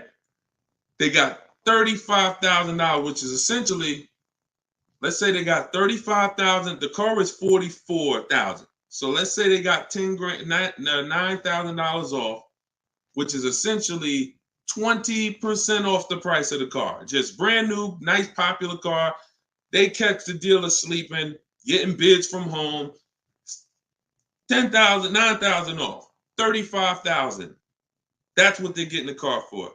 Put your taxes on there, because now we're already being super unrealistic. We're not gonna be ridiculously. Let's just say taxes are on there. You know what? Let's just say no. How about this? Not only did she get 20% off, they paid the taxes too. So she really got like $13,000 off. We'll pay the taxes too. Just finance $35,000 even. What's her payment? The most ridiculous new car deal we could ever imagine you've ever seen, we just went over. To show you, no matter how good this is, she still is about to lose because she's purchasing and she should be leasing. Watch this. And I'm going to tell you, when the person who purchases wins, $700. Thank you, paper chasers. Lisa, $650. Those are the estimates. Where do we win at? Imagine if I just gave y'all a ridiculously unreal situation that will never ever happen, but just to illustrate, if that ever happened, 20% off the car, pay the taxes, her payment's still higher than Danielle leasing. So when does the person who buys win? When they keep the car long enough to outlive the depreciation. Very simple. 8 years. 8 years. It's no comparison. So like you're sitting there and you're like, Deshone, I bought my last car and I've been buying cars all my life. I was just taught you buy your cars, you don't lease them, but I never keep them more than 8 years. If that's you, I want you to type a sad face.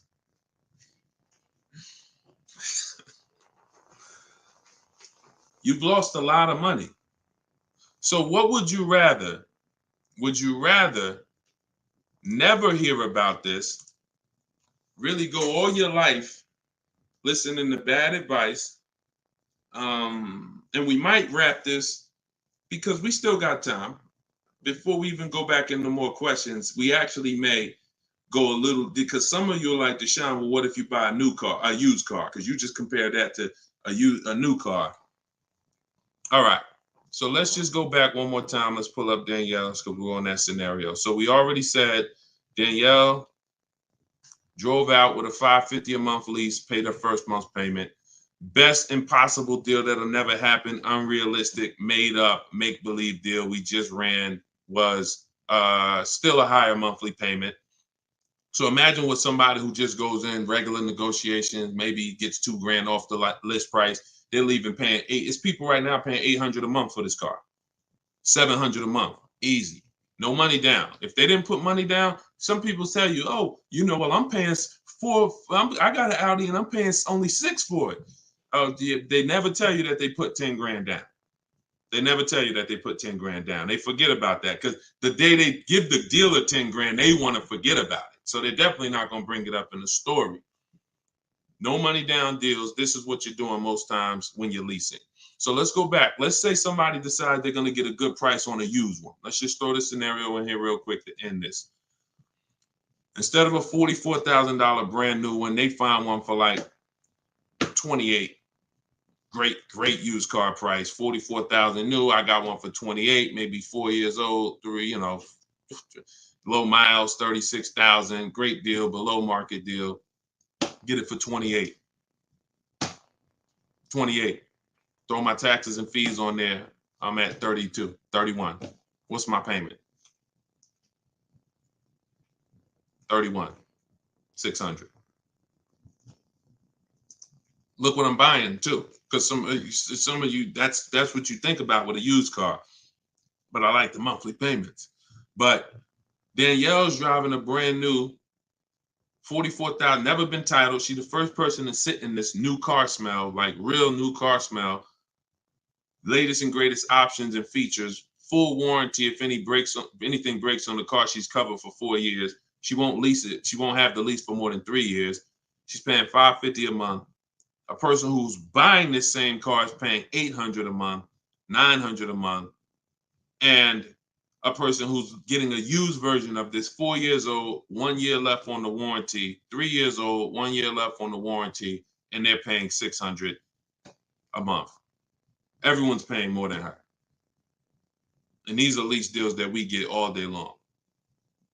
Everyone's paying more than her. We can put every scenario. Only person that's not paying more than her is somebody who just drives like a 10-year-old Audi, 12-year-old Audi. They go pay cash for it, buy it from Facebook Marketplace or something like that, or people who go to the auctions and get, like a 12-year-old one. Those are the only people who could, flip cars and not lose. Everybody who's buying new cars, newer cars, is paying more than her. It's people paying $500 a month because they bought their Toyota Camry. They're paying $600. So you're paying $600. She's driving an Audi, $44,000 vehicle, no money down. You're paying $600. You're driving a Toyota Camry that you're not going to keep for more than another 2 years. Any car, replace it. Chevrolet, you could pay, Camry, Honda. You're not keeping these cars more than 8 years, and you're paying these ridiculous car payments, and you're the ones that, unfortunately, because you believe bad advice, you are not winning. You're losing. But would you rather me not tell you? God willing, you're like, man, I'm glad I'm young. I'm going to still buy more cars. Most of you are still going to buy more cars. It's good for you to find this out now rather than you never found out and you just passed it down to your family and your kids. And now They heard they don't lease. Now you got your 25-year-old. He never heard about leasing. He goes and he gets himself a $30,000 car because he got a good job. He said, all right, I could afford a $600 a month payment. He gets a $30,000 car. His payment is $600 if he put no money down, or maybe he put 10 grand down, whatever. Point is, he's paying between $400 and $600 a month for this car when he could be leasing a brand new version of that car for $350 a month. $350 a month, $600 a month. These payments are nowhere close. It's nowhere close. Depreciation is the unseen expense. So this is all step one. See what I'm saying? So when you're reading my book, you're going through leasing versions. I got a video on this, by the way. This is in my digital book. I'll link to certain videos to help you guys really understand certain concepts. But this is what we do. This is step one. Leasing versus buying is step one, because I know who was taught, be honest, never lease a car. Type me if you were taught never lease a car. You don't need a down payment, Lisa, and you don't need excellent credit. You need good credit. No down payments. I can show you right now, Lisa, on the screen. You can't see it because we rebroadcast these shows on TikTok, but you'll see it on Facebook, YouTube, or Instagram because they can see the slides that I'm sharing. Like every deal that I'm gonna show, like Kimberly. Look, she got a $91,000 Maserati, $944 a month, 39-month lease. $944 a month, $91,000 Maserati. She got bids. Use what I'm teaching you in my book. She got bids. 7 competitive quotes ranging from 1% to 1.8%. That's a crazy, but she saved 20 grand on a brand new Maserati. No money down lease. Bonita, this was in the middle of the pandemic. When people were, the Kia Telluride was one of, if not the most popular SUV all through the pandemic. People were paying $800 a month, $900 a month, $1,000 a month for these Kia Tellurides. She leased one in December 2022, and she got it for $600 a month, and she gave them $600. That's all she gave them. So, ask questions. It's better to ask questions about things that you may not understand versus making statements. Because when you make statements, sometimes it can mean you're not in a full posture of learning. But I do get that you're dropping.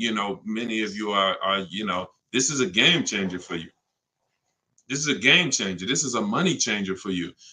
I mean, my goodness, my brother who I met recently over the last year, he's a neighbor of mine, and he's become a close friend. And he had a Kia Telluride, black one, just like her.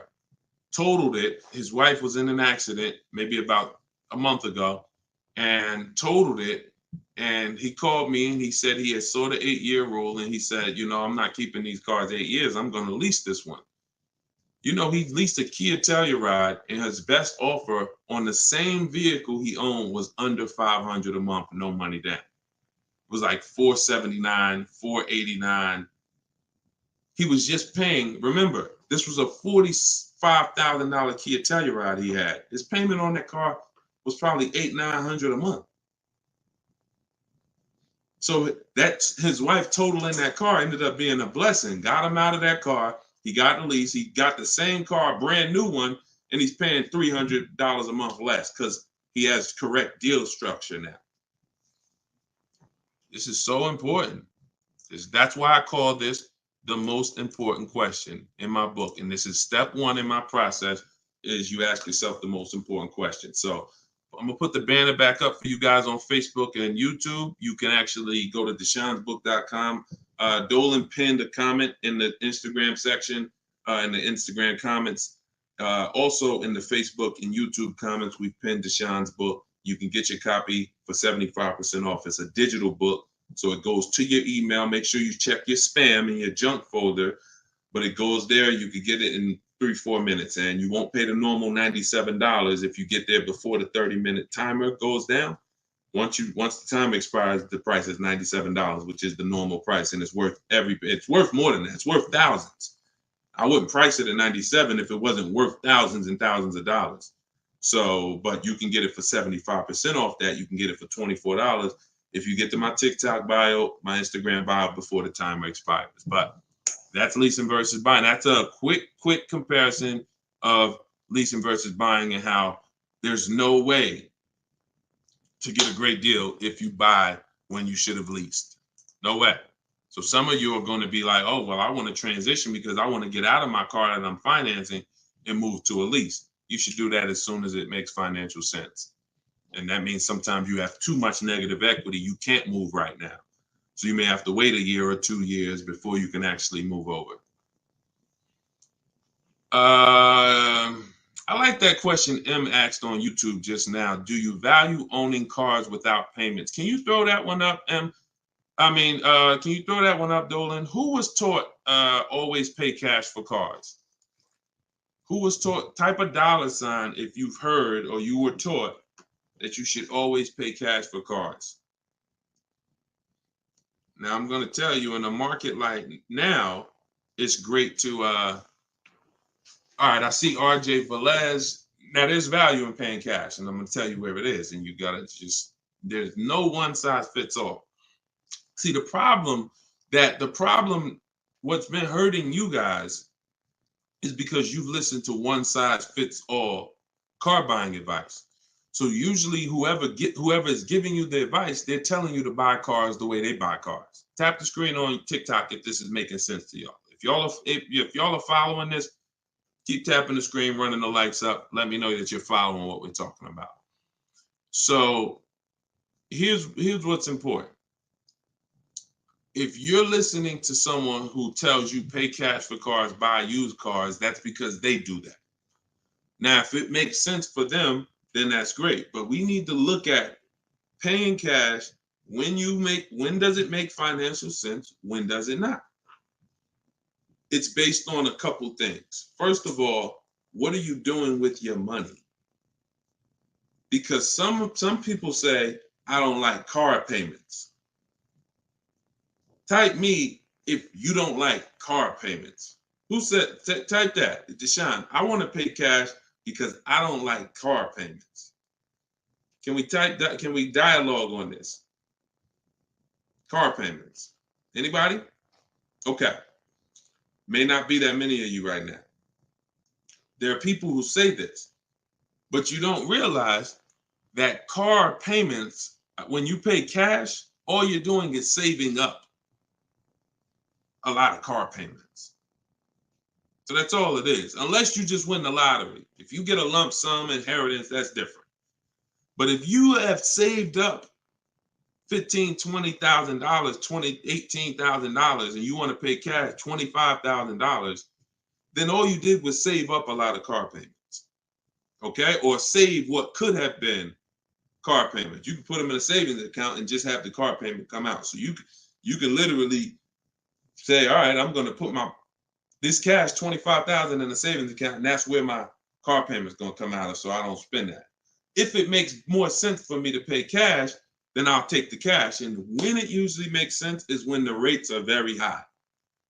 If you can't get a rate that makes really, really, good financial sense, and I mean like we get bids for our rates. We make banks bid, we make credit unions bid, we get multiple offers in what I call the bank bidding war. You get this when you get my book too. This is actually a section I wrote. It's like, maybe it's 3 steps to it of how to get the bank bidding war. But once you get those bids, if you can't get a good rate, then it really doesn't make sense for you to pay cash. I mean, it doesn't make sense for you to borrow the money when you can pay cash for it.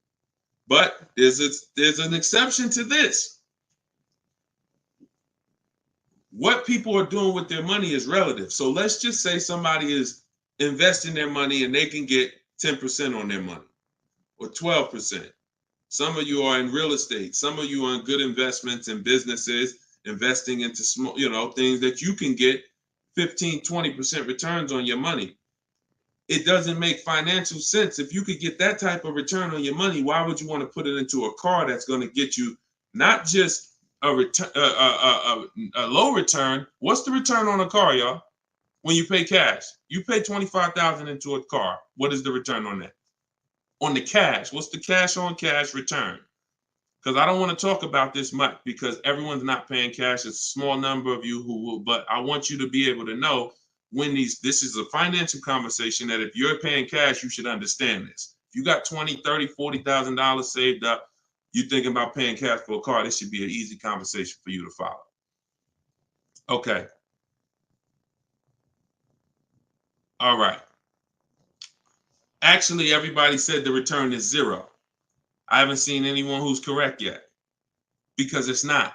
The return would be 0 if you put the 25 in and then 5 years later you came back and got your 25 out. That's a 0 return. If you put 25 into an asset and then you come back in 5 years and used to give me my 25 and they say, well, it's 5 years later, this asset is now only worth 12. What's the return on that? What's up, Big Spoon? What's the return? Not 0. It's negative. It's negative. So you wouldn't take money out of investments that are getting you 10%, 12% or more to put into something where that cash is going to be a negative return on your cash. So that's one thing to consider based on who you are. Another thing is to consider if your money's not invested, you're not doing anything with your money, then just keep the debt down. Keep the debt down. Another thing we do is we see if there's any special rates on the car we're buying, because and when rates are high, traditionally, you're not getting a low rate from a bank or credit union. Rates are 6, 7, 8% on average. You're not going to see 3%. But sometimes you'll see 3% as a special rate. That's car specific. So if I'm shopping for a Mazda CX-5, I'm going to check to see, do they have any special rates this month on the car I'm shopping for? It might be 2.9, 1.9, 0% sometimes. And these are instances where it doesn't make financial sense to pay cash. If I can get this type of rate, use the bank's money for a very low percentage, and then turn around and use my money and keep my money invested or keep my cash. Maybe you just want to have your cash. Once it's in the car, you can't get it. So once you put your money cash in the car, you can't get that money back out until you sell the car. But if you can keep the money and get the car, now you have your cake and you eat it too. I still got my cash, but I'm leveraging the bank's money, paying them small amounts of interest to use it. So people see interest as the only loss. I don't want to pay interest. That's programming. That's not what would be talked about in a finance conversation. And if you want to get religious, because some of you say, "Oh, I don't want to pay interest because of religious reason," then it's a partnership. It's not a debt. It's a partnership. Anyway, let's not get all into that. Just paying cash is right sometimes for some situations. Paying cash is not right sometimes for other situations. The key is, which situation are you in? That's the key. Knowing how to ask yourself the right questions. Which situation am I in? I'm getting good returns. Stock market been returning me X% late. Hey, this many years, this has been my return. I think I'm going to keep my money invested and I'm going to use the bank's money. That's right for that person. All right. So that's a great question. I don't know how we went deep on that, but we're going deep in this stream. I normally do rapid fire Q&A. We're going deep on some subjects. And again, this is all in my book. Everything that I'm teaching is in my book. Every part of my strategy, it's a 7-step process. First step is most important question. Second step is deal structure. The equity assessment for those of you who are replacing a car or a lease, assessing the equity in the asset to see how much money we can pull out, if any, to either put in our bank account or use in our next transaction. Third step is deal structure. Fourth step is shopping, not buying.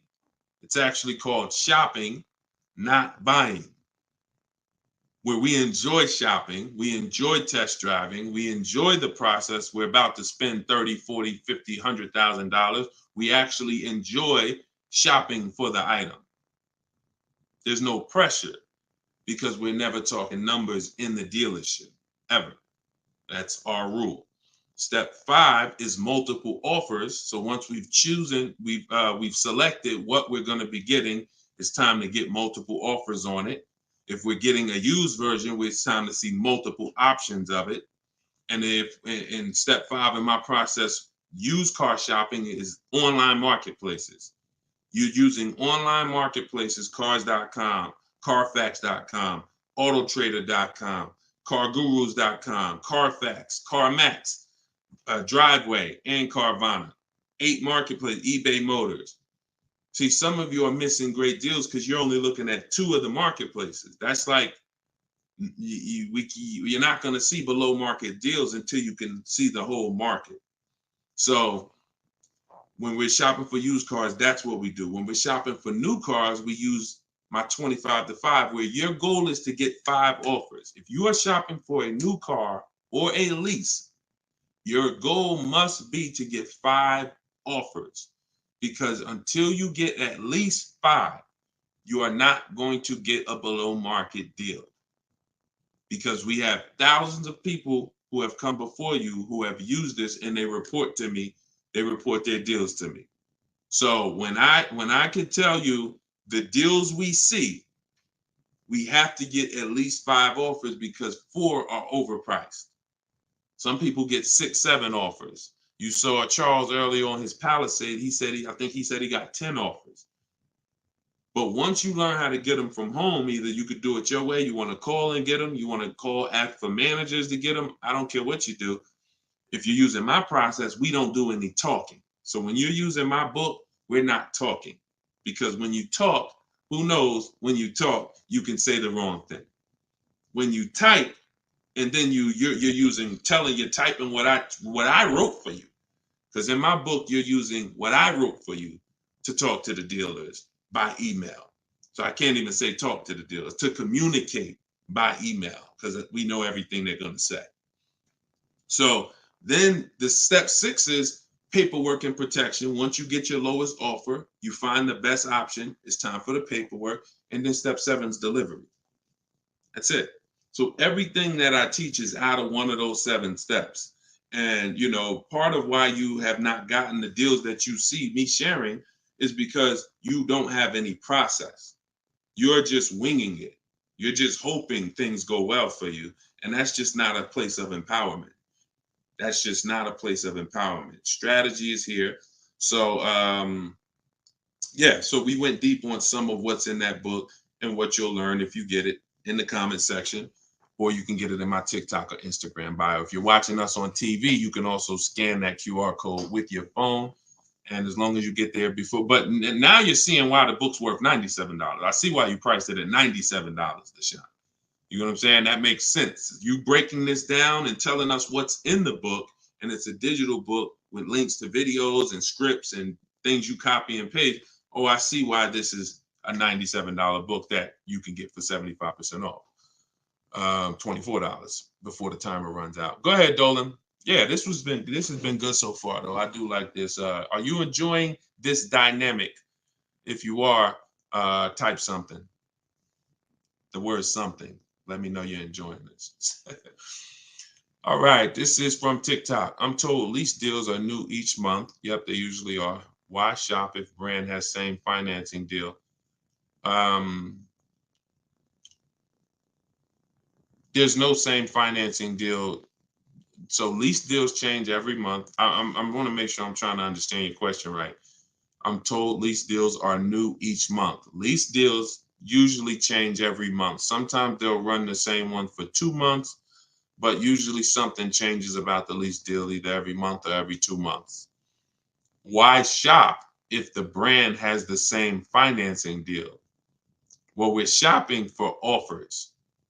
So shopping is to get offers. The financing versus leasing is the first question you should be asking yourself, though. Because as we spent a long period of time talking about earlier in the stream, one offer is not, you can't get a great deal if you buy when you should have leased. So if you didn't see that, definitely watch the replay on YouTube or Facebook. But the financing and lease deals are extremely different, and they're going to be entirely different prices. And we can't even depend. We don't even. Another thing you're doing, if you're buying a car, looking at the special finance deals is important, because that's how we see if they have 0% or 2% or 3%. But looking at the lease deals is absolutely pointless. Looking at the lease offer is, I don't even call it a deal. It shouldn't be called a deal. Anything that 100 people could come in and get is not a deal. You're not going to offer a deal to 100 people and say, hey, come on in and we make almost no money. See, what Charles paid, look, on his Palisade, $48,000 Palisade, he's paying $597 a month. Sean getting he got his F-150 Lightning XLT, $73,000 truck. His lowest bid, he saved, he got it for $4,999, what's this? $21,000 off is what he got. We're showing it on the screen right now in case you think we're capping. We don't need to. This is, look, Frina, y'all saw Frina, 579. This is Tiffany, who wrote us in when she got her deal using my book. She said, I believe we got a good deal from what we learned from the book. Look, it was a $44,000 MSRP that she got $6,530 off the price. That was her lowest bid. So you're nowhere close to what normal people are paying and what is advertised on these vehicles. What's advertised on these vehicles is not a deal. A below market deal is something where the managers don't really want to make it. But you know what? It could happen for a number of reasons. Somebody wants to beat their competition. Sean said he had to go 100. We shop out of state. You'll get very used when I walk you through shopping from home, and you'll see. I mean, if you're gonna do it your way and you get used to it, you'll see you're in more control. You're in control. So, but a lot of times your best offer is going to come from a dealer that's not close to you, because the dealers that are close to you feel like, why do we need to give them a deal? They're going to come in anyway. Because that's what most people do. You're going to walk in the dealer anyway, and you're going to talk numbers and try to negotiate. That's what most people are going to do. Why do we need to give these people deals? But this person who is now talking to multiple dealers from home, they hold the cards. We hold the cards. And then one person wants to beat everybody, and they do that. But you gotta, I'm going to say this, and then Dolan, throw the next question up. If everyone could get below market deals, then they wouldn't be below market deals. They would be normal deals. It would be the average price. Y'all, is that clear? Is that clear? If everyone could get below market deals, if it didn't take strategy to get below market deals, then they would just be regular deals. All right, this is Rhino from YouTube. What is a good range of credit score to go for a lease? Great question. Anytime you guys hear a question you like, just start tapping the screen, please. Appreciate y'all continuing to run the likes up on TikTok. What is a good range of credit score for a lease? So what I teach is the parameters. It's more about profile versus just score. The score is one step of your profile. It's one portion of your profile, score. But you also have income. You have something I call comparable credit. I don't call it that. The bureaus call comp credit, which is you've had a car loan before. So you could have a lower than fair credit. You want to be in at least fair. If you're in the fives, I wouldn't go a lease route. I would go a different route, which I have in my book. You get a smart car, set yourself up for a lease. Not the smart car that y'all thinking of, those little ones. It stands for saving money at the right time. We get the smallest car we could get a loan on, pay the payments for 2 years, then we flip into a lease. Because again, payment history weighs very big. So, but if you're in the 620, 630, but you got on-time car payments for the last 3 years, 2 years, 5 years, you might have, high balances with your credit cards, but your car payment has been paid on time, but your credit score is low because you're using a lot of your available credit. So in that case, you got a great shot of getting a lease because you're replacing a car, you're replacing a payment, you're not adding a payment. But usually, 650, 660 and up. 660 and up is usually the best to stay out of that manipulation zone. But again, if you have a lower score than that, but you have good income, good, you've been at your address a long time, these are things that weigh in the profile. You've been on your job a long time, versus, hey, you might have a 700 score, but you only been on your job for 6 months. That could affect you. So it's not just score, it's profile. But most leases are easier to qualify for than you guys would believe. I got my first lease and I had a 6-something credit score. Now I did have to pay, I remember, like $25 more because of my credit score. I didn't get approved at the first tier. I went up like $25 or something like that. But I was still paying $256 a month for a brand new Pontiac G6. It's a $20,000 car. So I had friends that were paying $500 a month for Toyota Corollas, $20,000 cars. $23,000 brand new Toyota Corolla. They're paying $500. They're paying, and I'm paying $256. These things make a difference in households. Thank you for answering, brother. Just purchased your book too on your website. Enjoy it, brother. Now, I don't even say enjoy it. I use it. Use it. And there's 2 ways to use it. I don't recommend going through the book and then shopping. I recommend you don't, the book is written in a way where I ask you, it's like if you called me and said, hey, D, what's my first step? Here, do this, and then call me back. You wouldn't call me and be like, Deshone, give me all the steps. I wouldn't give you all the steps because you would forget them. I would tell you, all right, how many years we keep in the car? 4. Okay, we leasing. How many years we keep in the car? 10. All right, we purchasing. Then we're gonna move to the next question. We need to do our equity assessment. Go on these websites, call your bank, get your payoff, do these steps, call me back. Okay, boom, I did that. All right.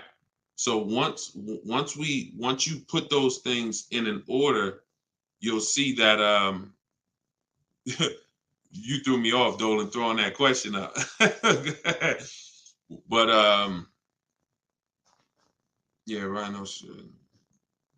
Oh yeah.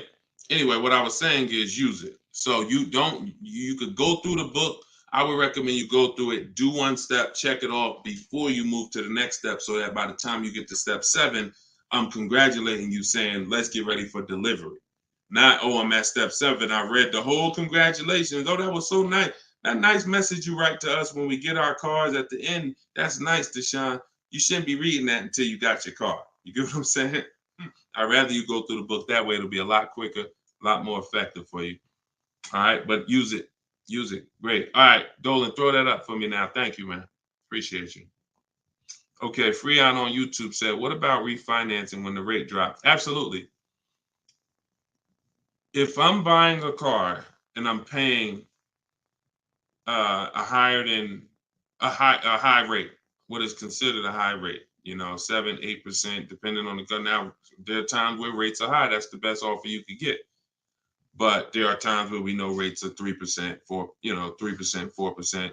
There's time when the rates was 2 and change from the credit unions and things of that nature. So, relative to what they've been, these rates are high. So, yes, as long as you have a great car, the goal is always to get a great car.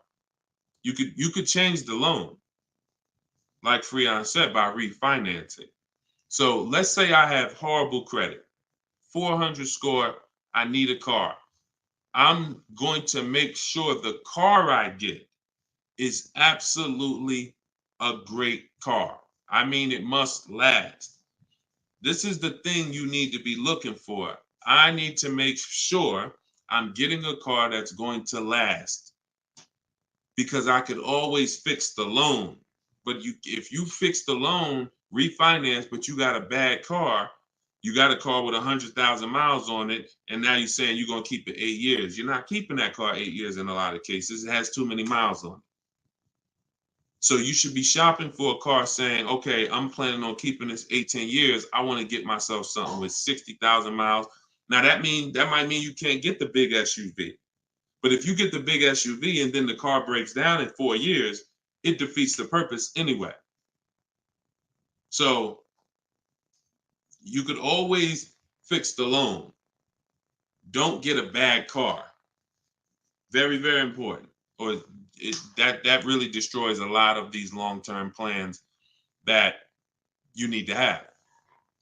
Okay? But yes, everyone will be refinancing when the rates drop. That's for sure. Go ahead, Dolan.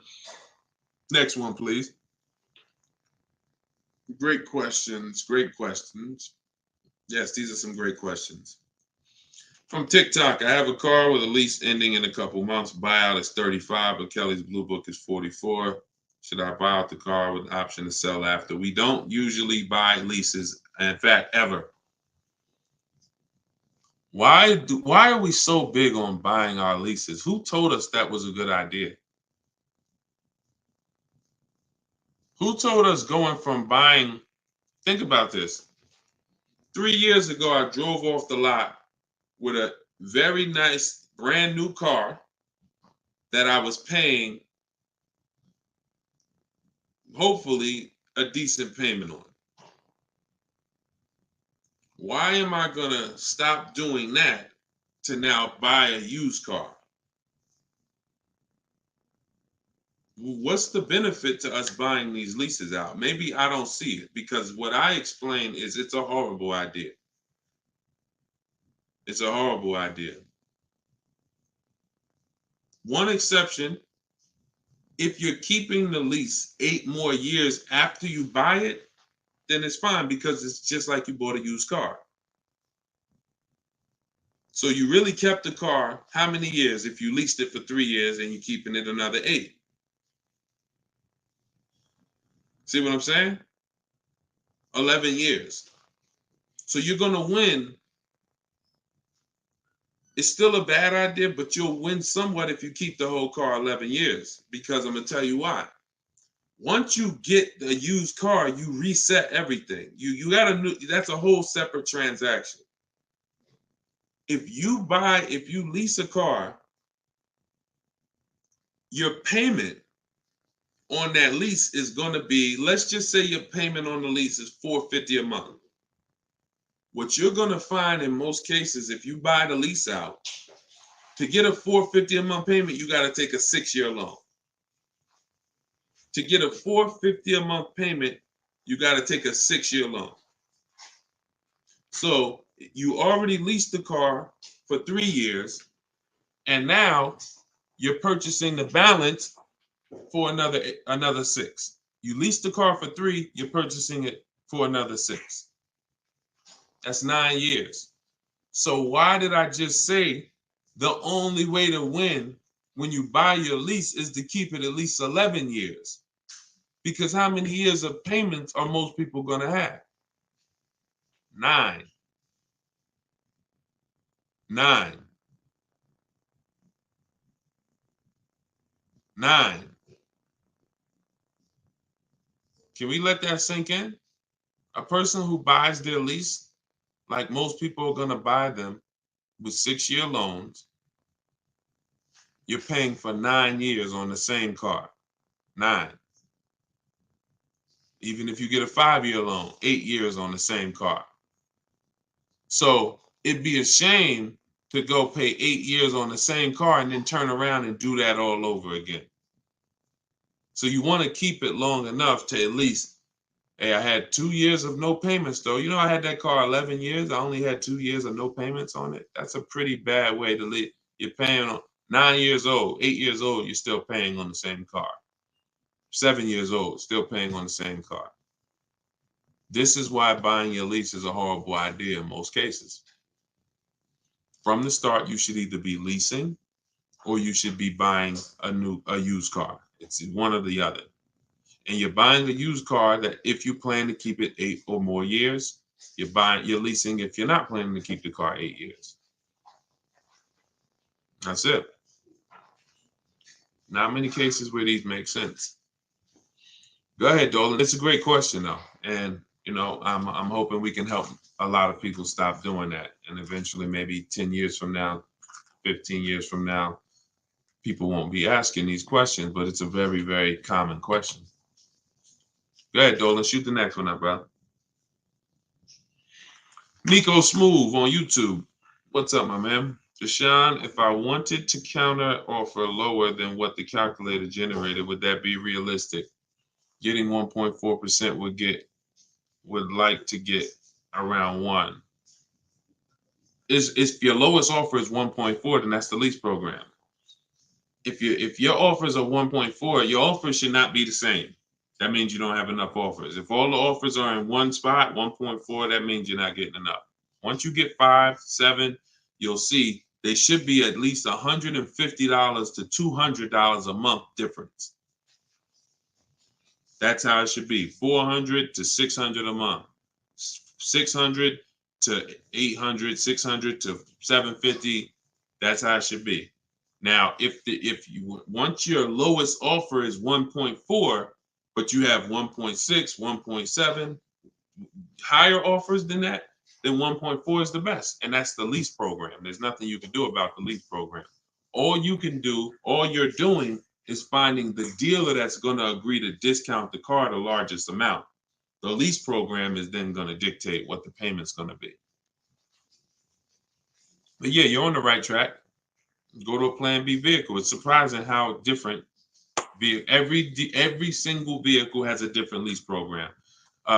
In regards to what and just to really hammer this home, Zafrina, who we showed first at the beginning of the stream, she had a $579 a month lease on a $65,000 truck. She was shopping for a Jeep Grand Cherokee Limited because that's what they had and they were replacing the lease. So she gets a 1.1 and change. It was like under 1.2, like 1.19 or something like that.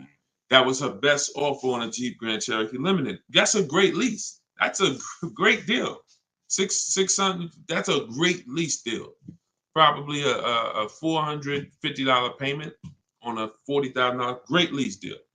But she said this guy is saying that he thinks he might be able to do better on a hybrid Jeep Grand Cherokee Limited. He said he could probably get me below the 1%. I said, okay, you need to get 5 more offers at least. Because what if he's saying he could do better on that version, that means that version has a better lease program, which means you need to get your 5 offers again. She called me 48 hours later. Well, she posted in our group saying that she had gotten that $579 a month, which was a 0.88% lease. So that's not only is every vehicle have a different lease program, every trim level has a different lease program. Almost trim levels can have different lease programs attached to them. In many cases, they do. All right, great question though. You could also wait it out, Nico, if you have a little more time and see what the programs are next month. Go ahead, Dolan. You can shoot the next one up. Can you lease a car if you have a bankruptcy? Sure, but you need to rebuild your credit. You need to get your, if you start in blank, I know people that have had a bankruptcy, got a discharge, and they are at a 700 score in like a year. So I will be following Shonda Martin. I recommend her to everybody. She has great strategies on credit. She does a lot of live streams like me, and she has great strategies. So I think she's on every platform. Yeah, she's on every platform that we're on. So Shonda Martin. But yeah, get yourself up to like a 680, which is not hard to do because you're starting fresh. Many times a Chevy or Ford, a Honda, Hyundai, Mazda, Subaru, these leases don't need you to be incredible. If you have a good job, long history on your job, and a 680 score, you're going to get most of these leases. These are not like luxury leases to the point where they're snooty. All right, go ahead, Dolan. Genesis on YouTube. So how can you lease out of state with the current lease looking to trade in? But I heard Deshone say out of state lease deals are good. Well, if it's the best offer, you go as far as you need to go to get 5 offers. In my book, we use my 25 to 5 strategy, where you're connecting with 25 dealers online in 20 minutes. We go to their websites using the contact tab, and then you have a template of mine that you copy and paste. If you're going to do it your way, you're just writing in, all the details of what you want, when your deadline is, what options you're looking for, what you're over. This is all stuff I walk you through in the book. What you're looking for. Really, it's about the car. You're not saying, hey, I'm looking for a lease quote, I'm looking for a purchase quote. We need to find out who even has a car before we start talking about money. But then the goal is that you got to get at least 5 offers.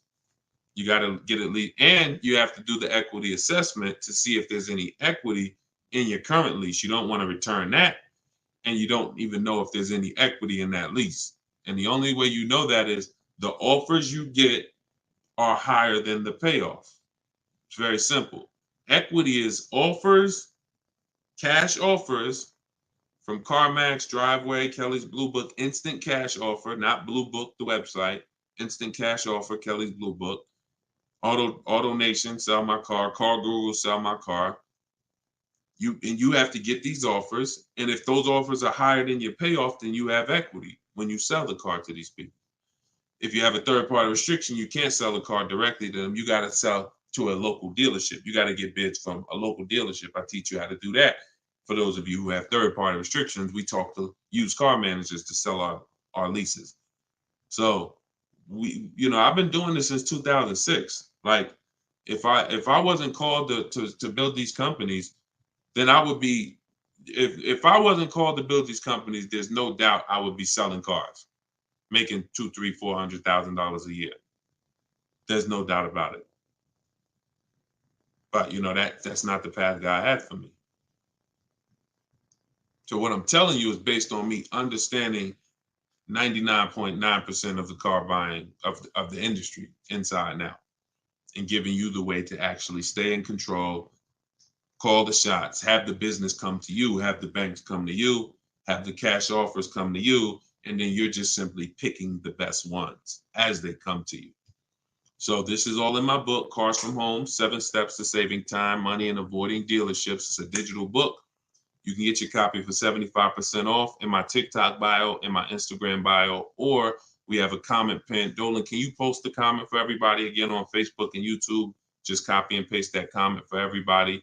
And also we'll put a banner up on the screen for those of you who are watching us on television. You can scan this banner with your phone, and it'll take you to the 75% off page. So you'll only pay $24. You won't pay the normal price of $97. But that offers for 30 minutes. Once the timer does expire, $97 is your price to get it, which is still a great price. I'm sure everybody who spent time with us today can see why $97 is going to save you probably tens of thousands of dollars, depending on how many cars you get.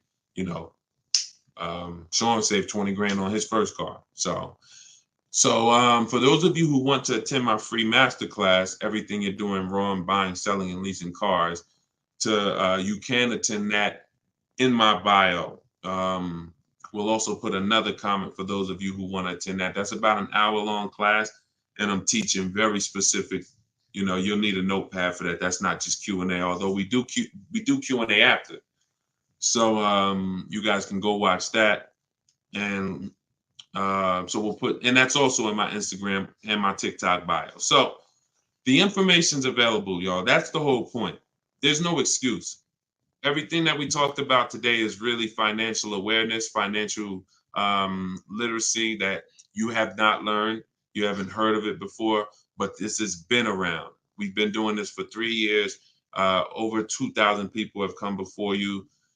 We have over 6,000 people that have this book now. So this ship has sailed. This car buying from home, you're late to the show now. And you can't afford to go buy another car the old way and think you're getting a good deal. You can't afford to do that. I mean, money is very hard to come by for some people, and you need to, I don't care who you are, you should take it seriously.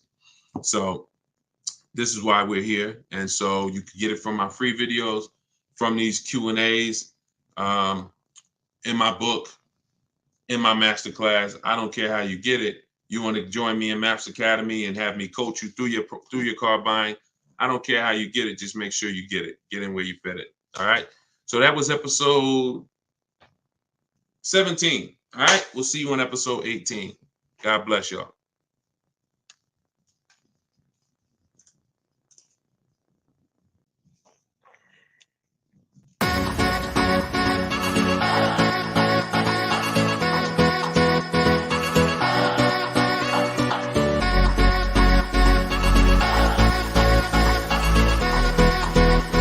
The worst possible thing you could say when you walk into a car dealership. I spent 5 years with Mercedes-Benz, 5 with General Motors, and the worst thing a person could say when they walk in is, if you could just get me to this payment, we got a deal.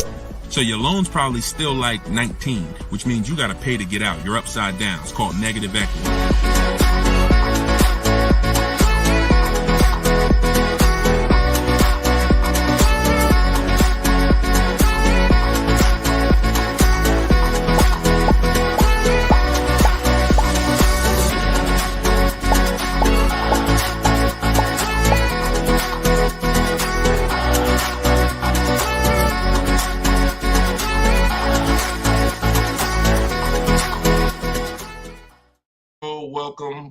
Welcome. This is episode 17 of Car Shopping Questions and Answers. I am your host, Deshone the Auto Advisor, and we do these live shows throughout the day, throughout the week, to make sure that you have access to cutting edge car shopping strategy, which is the science of making dealers and banks bid for your business instead of negotiating the old-fashioned way. So that is what we do here. Frankie boy, good to see you, Frankie boy, on TikTok. Kev, I see you on TikTok. We are live on all 4 platforms: TikTok, Instagram, YouTube, and Facebook. We have Dolan in the background. He's going to be pulling in your questions for the show. So as you're here, you can start typing your questions. Let's get the housekeeping out of the way as well. Could everybody who shares great information hit the share button? Also, I'm the author of the new digital book, Cars from Home. It's called Car Shop. It's a 7-step system that we use to car shop, and we get bids from home. Everybody that you're going to hear me talking about today, I'll be sharing a lot of different people throughout the broadcast that use this system, so that you can see the different results that you will get when you start learning to make dealers bid for your business instead of negotiating the old-fashioned way. So thank you to everyone who has reviewed the book. Again, this is our Thursday, 12 p.m. live. It's May 9th, so you guys can start typing your questions if you are here with us live. And for all of you who do want your copy of my new book, Cars from Home, 7 Steps to Saving Time, Money, and Avoiding Dealers, we have a link in the comment section on Facebook for you guys. We also have a link inside my TikTok bio, inside my Instagram bio, that you guys can use to get your 75% off your copy. So you won't pay the $97 price. You'll pay $24, but it's only for 30 minutes. So once the 30-minute timer is up, the price is $97, and it's a great price. So all of these people you'll be hearing throughout the show have used the strategies that are in this book to save thousands and thousands of dollars from home. And that's where I'd like you to be as well. So, Dolan, as you get the first questions coming in, feel free to throw them up, and we'll get right to it, y'all. Let's go. Whenever you don't see the banner above me, you know we're actually live. When you see the banner, that means we're rebroadcasting, because we do rebroadcast this show throughout the day. But whenever you don't see the banner, that means we are absolutely live. Okay, so start typing your questions. Type them fast, and we'll get to it. T. Del Mar on Instagram. I'm leasing. Now test drive. Why do I ask for an older salesperson? Won't any salesperson be okay? No, any salesperson will not be okay. Some salespeople will bring you in for a test drive. we talk to people who are experienced in the dealership. So when we talk to them and we ask them, do they have a car that we're coming to see? We know 9 times out of 10, they're going to be honest with us. You get a new kid on the block or a salesperson who doesn't care about this stuff, they'll get there. Who's ever gotten to a dealership, was coming for a test drive, and then the dealership said, oh, that car got sold, or that car is not here anymore by the time you get there? If you've ever had that happen, type me.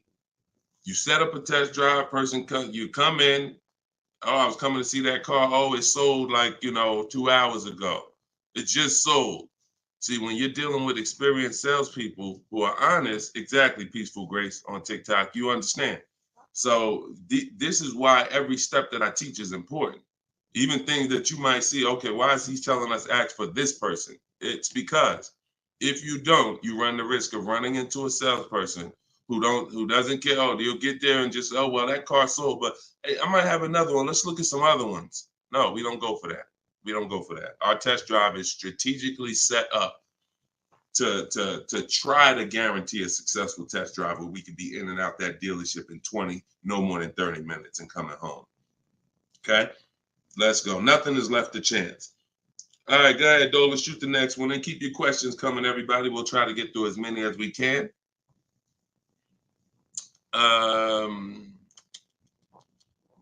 I see you got all right, we got one that just came in on TikTok. We'll give everybody a chance to come on in and start typing your questions. Try to type them all in one question, kind of one long question versus, continuations and continuations.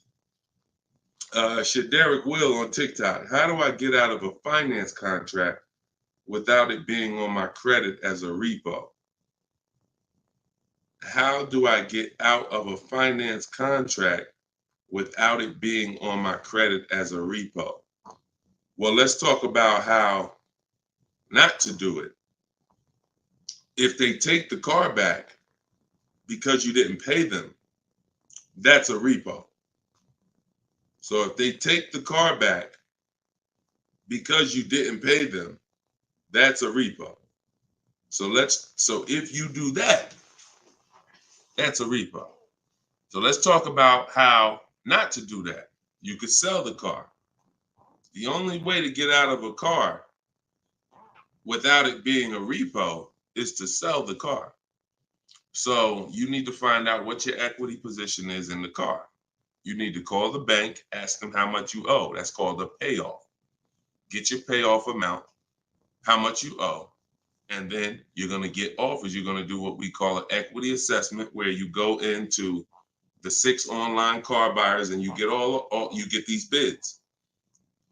CarMax, Driveway, Carvana, Kelly's Blue Book Instant Cash Offer, AutoNation Cash Offer, and Car Guru's Sell My Car Cash Offer. Those are 6 different cash offers that you're going to get, and whichever one's the highest, that's the one you would take. What's up, Dave DFW? I see you. What's up, Yono? That's how you get out of the car. The only way you're going to get out of a car you want to replace people is to sell your way out of it. Because we don't trade. In most cases, we do not trade because you don't get all the money. When do you get all the money trading anything? You know what I'm saying? Who can tell me an item that when you trade it, you get the most money possible for it? I'll wait. Anybody? What's up, Bobby I Modern? What's up, Bell? See what I'm saying? So we understand. You're not going to get all the money of anything trading it. You sell it. That's the way. And most times you guys are taking $2,000 to $3,000 to $4,000 less for your vehicles, trading them. You're losing. See, again, you can't take the price, the monthly payment seriously, but not take the price of the car you're buying seriously. Not take the shopping for your interest rate seriously. Not take the selling of your old car seriously. Because you may be more focused on saving $1,000 off the price of the car you're buying, but you're not putting that same energy into how you shop for your loan. You're giving the bank $2,000 or $3,000 more because you're paying higher interest. Or you're not doing this bidding process. You're trading in your cars and you're paying $1,000, you're getting $1,000 to probably $4,000 less than what you would get selling these cars to online car buyers.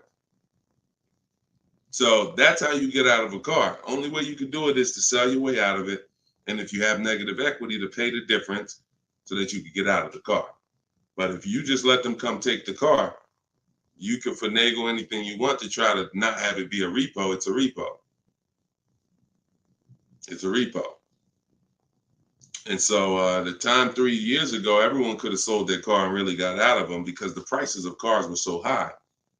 What's up, Alan Denson? Thank you so much. Appreciate you. Yeah, so that's it. Go ahead, Dolan, shoot the next one in. This is our Thursday live show. My man, Alan Dawson, appreciate. Oh, Alan Denton. Yep, appreciate you, man. Thanks for supporting the broadcast. This one's Optimal Living from TikTok. This is our Thursday, May 9th live show at noon. So whenever you guys don't see the banner above me, that means we're live. You can send your questions in, and we'll try to get them into the show. Grand Rising, I want to buy a used approximately $10,000 or less. Approximately $10,000, less than 100,000 miles, 1 or 2 owners, like a Honda, Hyundai, Volkswagen, good gas mileage, easy to repair. Any suggestions? Well, you have a lot of filters there. If you were buying under 10 grand, I would be looking at Facebook Marketplace. I would be looking at Facebook Marketplace because our used car strategy is to look at all the marketplaces where cars are.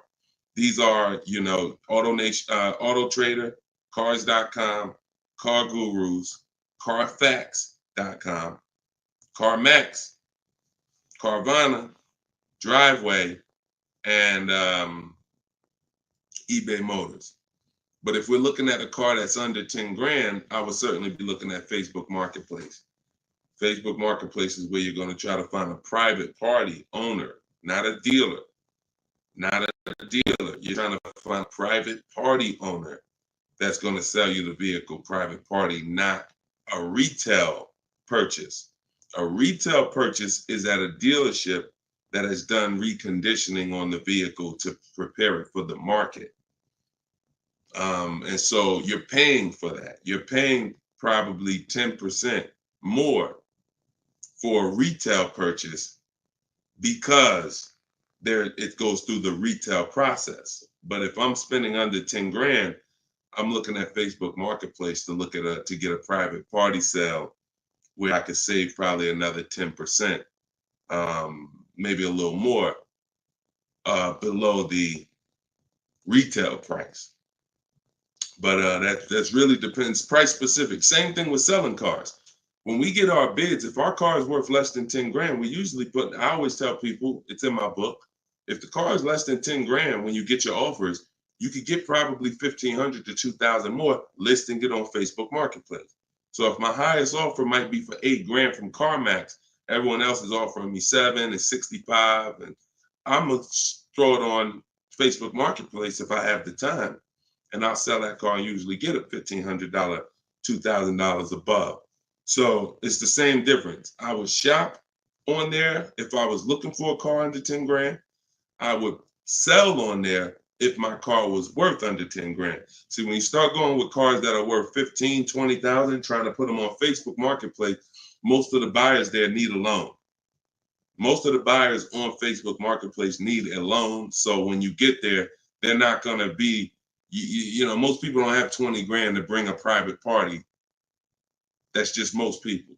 So the buying pool is very small for 15 to 20 grand, 30 grand private party. But the buying pool is very big for under 10 grand private party. So you always want to go to where the buyers are, where the best opportunities are. So yeah, that's what I would be doing. Great question, Optimal Living. All right, keep the questions coming, y'all. I see Sharita said, hey, I got the book. I'm stoked. This is great info. Thank you so much, Sharita. Enjoy it, use it. The things that are in my 7-step book, y'all, is everything you're learning right now. So everything that I'm teaching you is out of one of my 7 steps in my car shopping process. My book is called Cars from Home.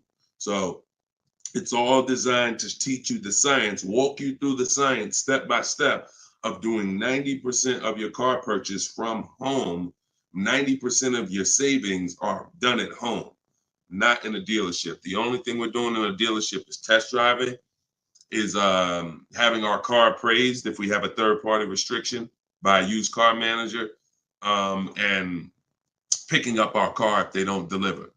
Those are the only three things we are doing inside a dealership. All the negotiating, the price saving, the shopping the market, the research, the working with the bank, that's all done at home. And some people, some of you are going to do 100% of your purchase from home. If it's a new car or a lease, some of you could do 100% of it, because if the dealer delivers, literally you never went into the dealership except for the test drive, and then we get our bids and we make the we accept the best offer. This is somebody who just got a bid. You can see the dates not too long ago. Look, I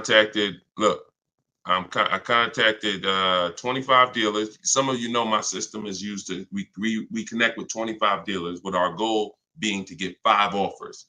Because what percentage of offers is overpriced? Let's see if anybody on here knows. If anybody's been spending time with us, this might be a lot of your first time with us on the stream, but what percentage of dealers is overpriced? Let's see who knows. And this is why you must get at least 5 offers. At least 5 offers, because what percentage of dealers are overpriced, everybody? Let's see. All right, we may got a lot of new people on here. Maybe nobody knows. No, not 100%, Twan. Not 100%. Thank you, T. Delmar. 80%. Exactly. 80%. T. Delmar Instagram got it. 80% of dealers are overpriced. Now, this is not my opinion. I'm telling you guys. I've been working with people all around this country. I opened up my car buying school, Maps Academy, 2021. We have probably over 6,000 people now that have our book. So people report deals to me. I have hundreds of people who over the years report their deals to me. And that's what we see. We see 80% of the quotes we get are higher than the best quote.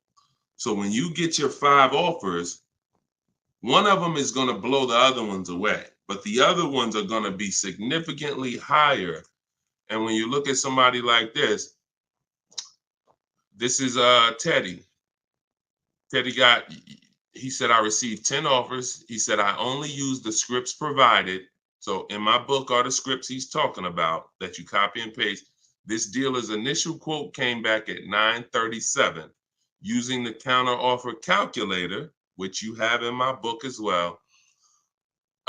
Using the counter offer calculator, I countered at,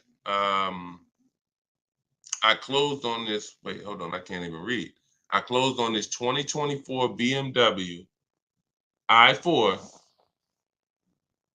MSRP is $73,855. $73,000. Pay attention to this, y'all. I counted at 829. He came back with 856. My highest offer during this process from a different dealer was 1123. My local dealer, there's a lot happening here in this post if y'all pay attention and dissect it. My local dealer came in at 986 and even told me in an email that he didn't think I'd find a better deal out there. I didn't speak to one salesman on the phone until after the credit was ran and the deal was secured. I even got them to cover my last 2 lease payments. This is how you get, see, if I was to ask Teddy right now, Teddy, bet me $1,000 that there's not a better deal out there, he'd most likely take the bet because he connected with 25 dealers. He got 10 offers.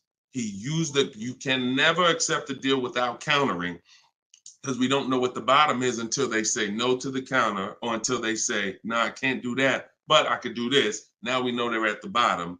So all of this stuff can't happen. You're not going to have price assurance, which means you guarantee you paid the lowest price, and you're not going to be able to get these numbers until you sit at home and start getting the offers at home. It is impossible to get these types of numbers, this type of confidence, this type of assurance walking into one dealer. Even if you got a good price, there's no way you even know it's a good price until you have enough offers to know this one right here is the best offer. He might have thought his local dealer was making him the best offer at 890. What he says, local dealer came back 986, because remember he has other offers that are 1100. But if he accepts that offer, he's never pulling away in this BMW for $856 a month, a $73,000 vehicle. Now, again, I'm gonna ask y'all before we pull up the next question, and we are live right now. It's Thursday, it's May 9th, and this is our 12 p.m. show. Once again, I'm gonna ask y'all a question. When you look at what he's paying, some of you have seen every $5,000 on the price of a car is how much a month? Every $5,000, because this is a $73,000 car. Now I'm going to talk to some of you who don't understand leasing, some of you who are taught you always buy your cars no matter what, and I'm going to show you what this car would have cost him monthly, if he didn't know that leasing was better for him because he doesn't keep his car 8 years. Thank you, Gerard Young. Every $5,000, Gerard just answered. Emo also answered it on YouTube. The question was, every $5,000 on the price of a car is how much per month? Approximately $100 a month. So when you look at a $20,000 car, automatically you should think $400 a month. You're looking at a $40,000 car, that's $800 a month. You're looking at a $50,000 car, that's $1,000 a month. 5 years on a 5-year loan. You're looking at a $70,000 car, y'all. That's $1,400 a month. $1,400 a month. His car is $73,000. Not to mention, there's people right now that are driving this same exact car Teddy got, same exact BMW, $73,000. They're paying $1,400 a month. He's paying $856. Are y'all getting this? Are y'all getting this? So my book is in my TikTok bio. Click the link there. You can get it for 75% off. You won't pay the normal $97. Go ahead, Dolan, shoot the next question up. Instagram, you guys can go to my Instagram bio and get your copy for 75% off. And it is a step-by-step formula for how to get these deals.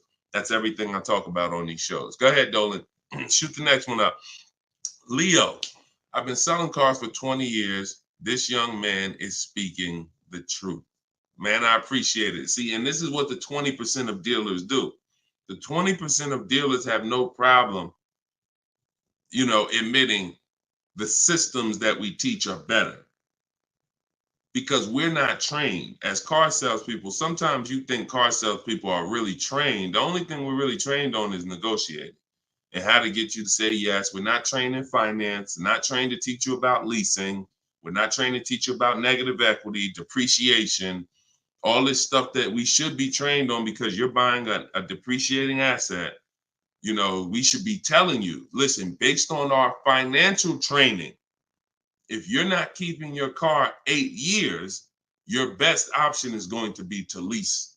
Because when you buy your car is going to go down in value so much over the 5 to 8 years you have it.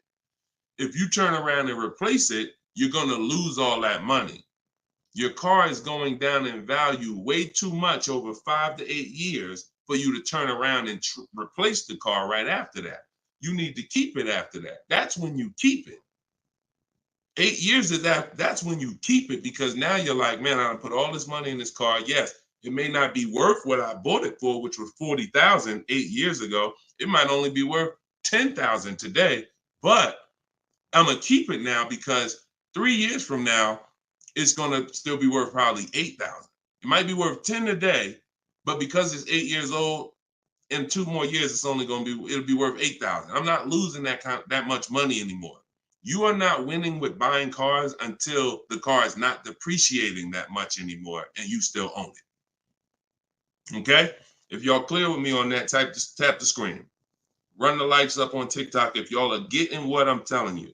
If you're getting what I'm telling you, hit the like button. If you're on Instagram, if you're on YouTube, if you're on Facebook, hit the like button if you're clear on what I'm telling y'all. All right, let's move on to the next question, Dolan. Okay, I like to make sure you guys are actually following the conversation. So you have to actually respond and let me know you're following it when I ask you a question. All right, this one's Glenn over on YouTube. If your car lease is up in 6 months, how do you go about trying to sell your lease? Well, the first thing you're going to do, first of all, this is a great question. Glenn said, how do you sell your lease? Now, step 2 in my process is called the equity assessment. My book is called Cars from Home, 7 Steps to Saving Time, Money, and Avoiding Dealerships. Step 1 is the leasing versus buying question. Step 2 is the equity assessment, which means if you have a car you're replacing, we got to get the most money for it. And that's never going to be with a trade. So we have to see, is there any equity in our lease? Now, we are not assuming this. We are going to do this process and see, because some leases have no equity. Some leases have a good amount of equity. Like, hold on, I just had somebody write me talking about equity they got in their lease. Hold on. Didn't talk to, I think it was this person. Oh, but I cut off their post. Somebody said they just got $4,000 and I always like to say this. I always like to show this stuff so people understand. You know, we operate with documentation. So when you are getting how you determine if you have equity is with cash offers, not with algorithms. Kelly's bluebook.com. Blue Book says my car is worth this. That means I have equity. No, Blue Book doesn't buy cars. So what you want to do is you want to determine if you have equity by calling your bank. You're going to get your payoff, which is how much you owe. And then you are going to go on the websites that I'm laying out for you. It takes you 20 minutes. If you can't take 20 minutes to go on a website to fight for your money, you don't deserve it. You're going to CarMax, you're going to Driveway, you're going to Carvana, you're going to Kelly's Blue Book Instant Cash Offer, where they connect you with a local dealer to get a cash offer. You're going to Car Guru, Sell My Car, and you're going to AutoNation, Sell My Car. And that's going to give you up to 6 offers. And if you have a lease, you need to ask your bank, do you have a third-party restriction?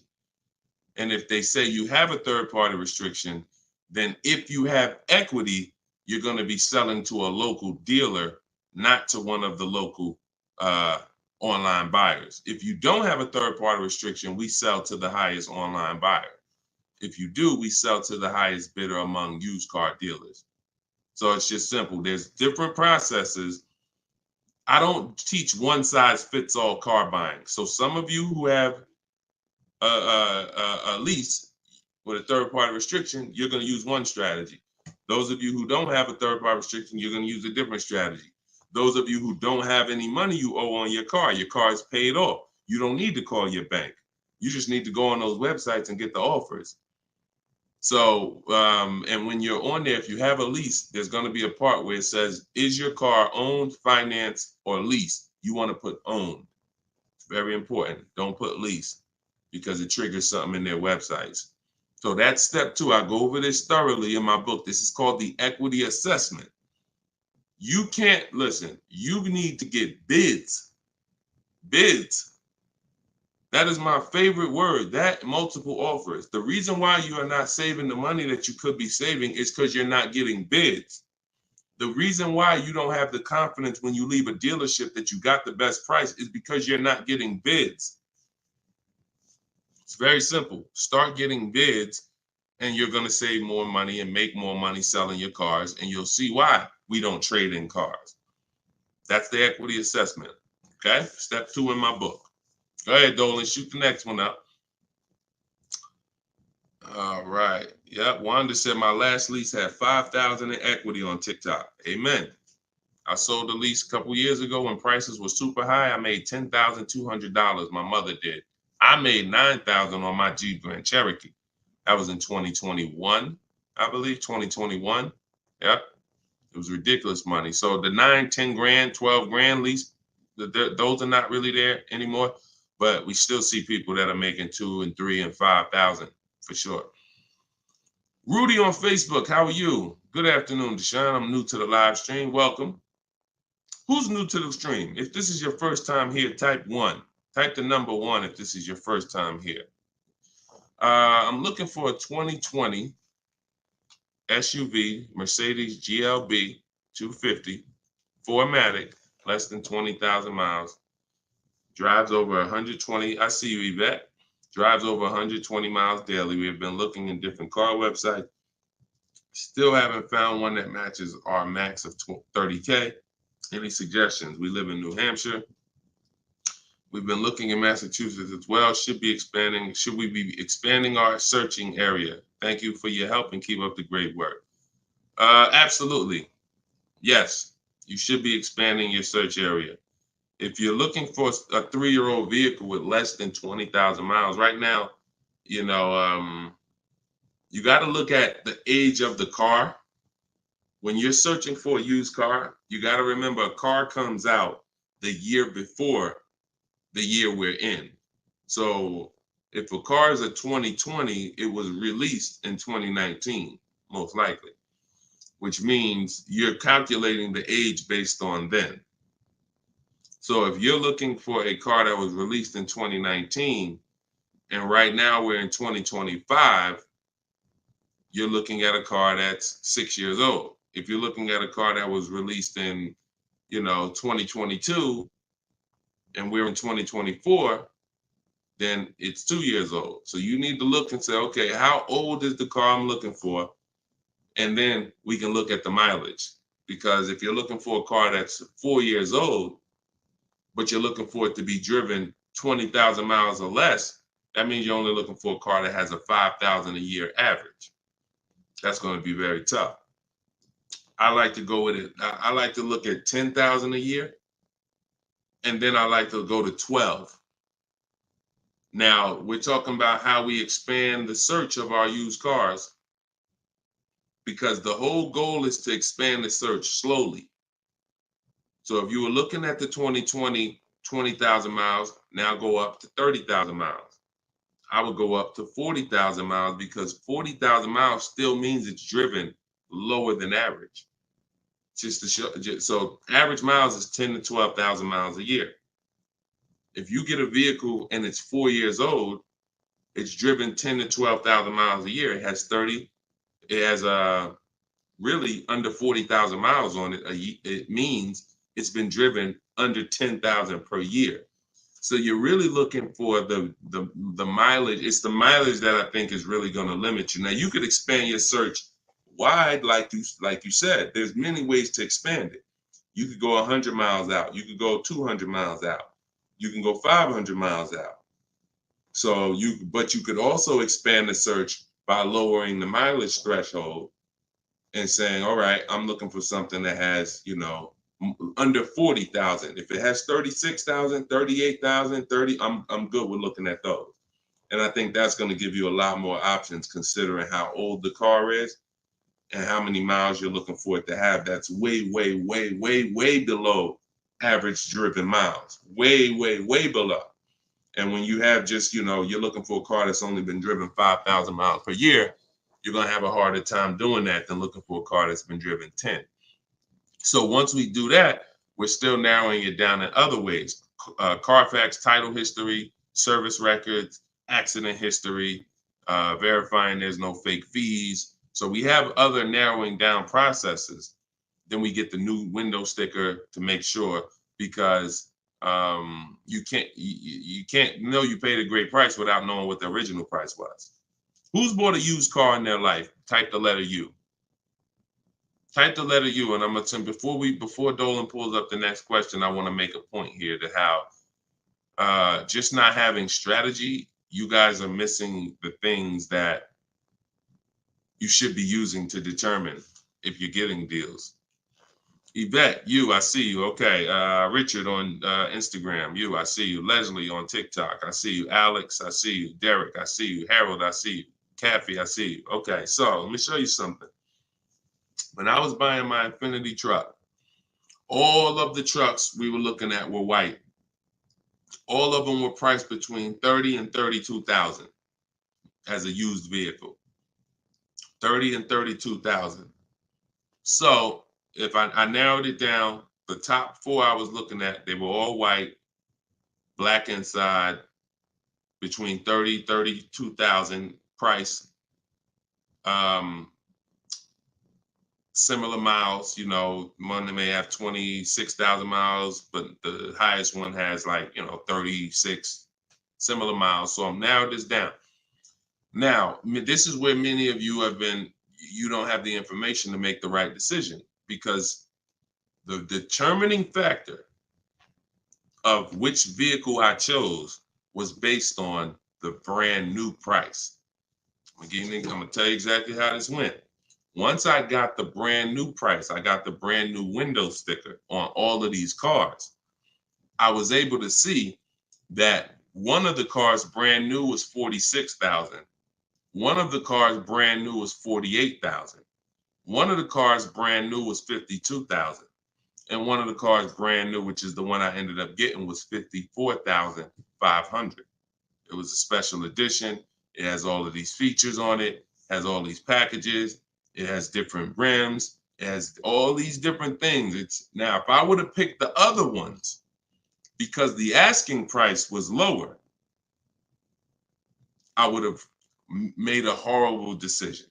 Paying 31,000 for a car that was originally 46,000 is nowhere near as good of a deal as paying 31,800, which is what I paid for a car that was originally 54,000. This is what I call in my book the true value percentage. The true value percentage discount is what the vehicle is being sold for relative to what it was when it was new. So picture this, if the vehicles that I was looking at would have only had the true value percentage discount on them, it would have made it even easier for me to choose, because the one I picked would have said 42% off the brand new price. The ones that I didn't pick would have said 38% off the brand new price, 36% off the brand new price, 32% off the brand new price. So when I look, true value percentage is literally that. And that is something we created. See, a lot of what we teach, we didn't learn it, we created it. So you are getting things that, why can't I find what Deshone teaches in other places? Because God had me create it.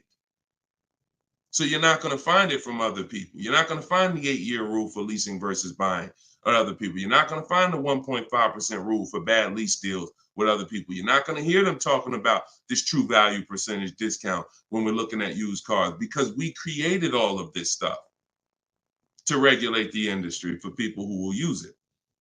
So if you guys want everything I teach in one spot, you can go to my TikTok bio. As long as you get there before the 30-minute timer goes down, you can get your copy of Cars from Home, my digital book, for 75% off.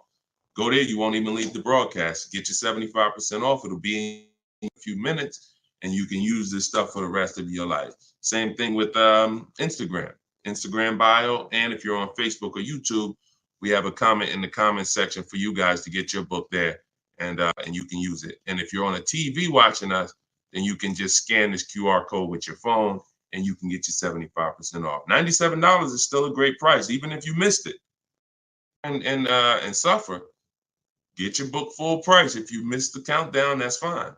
But the money that you're going to save is going to be dramatically multiplied versus what you spend on this book. Okay, Dolan, shoot the next question in, y'all. We are live. This is our Thursday, May 9th show, 12 p.m. So whenever you don't see the banner above me, that means we're actually live, and you guys can type your questions, and we'll try to bring them onto the show. Helena, what do you consider a good interest rate? Well, this is a relative question. It's the same question you're asking when you say, what do you consider a good discount off a car? How much should I pay for this car? We only pay when someone wins the bid. So we teach something called the bank bidding war, which I also created. You have been taught that, don't let these dealers run your credit, or always get, who's been taught any of this stuff? Always get your own pre-approval You know, never use the dealer's banks. Never, you know, all of this stuff. Any way. We teach a process that the credit bureaus allow. The credit bureaus allow us to have an unlimited number of banks and credit unions run our credit with a hard pull, as long as it's within a certain period of time.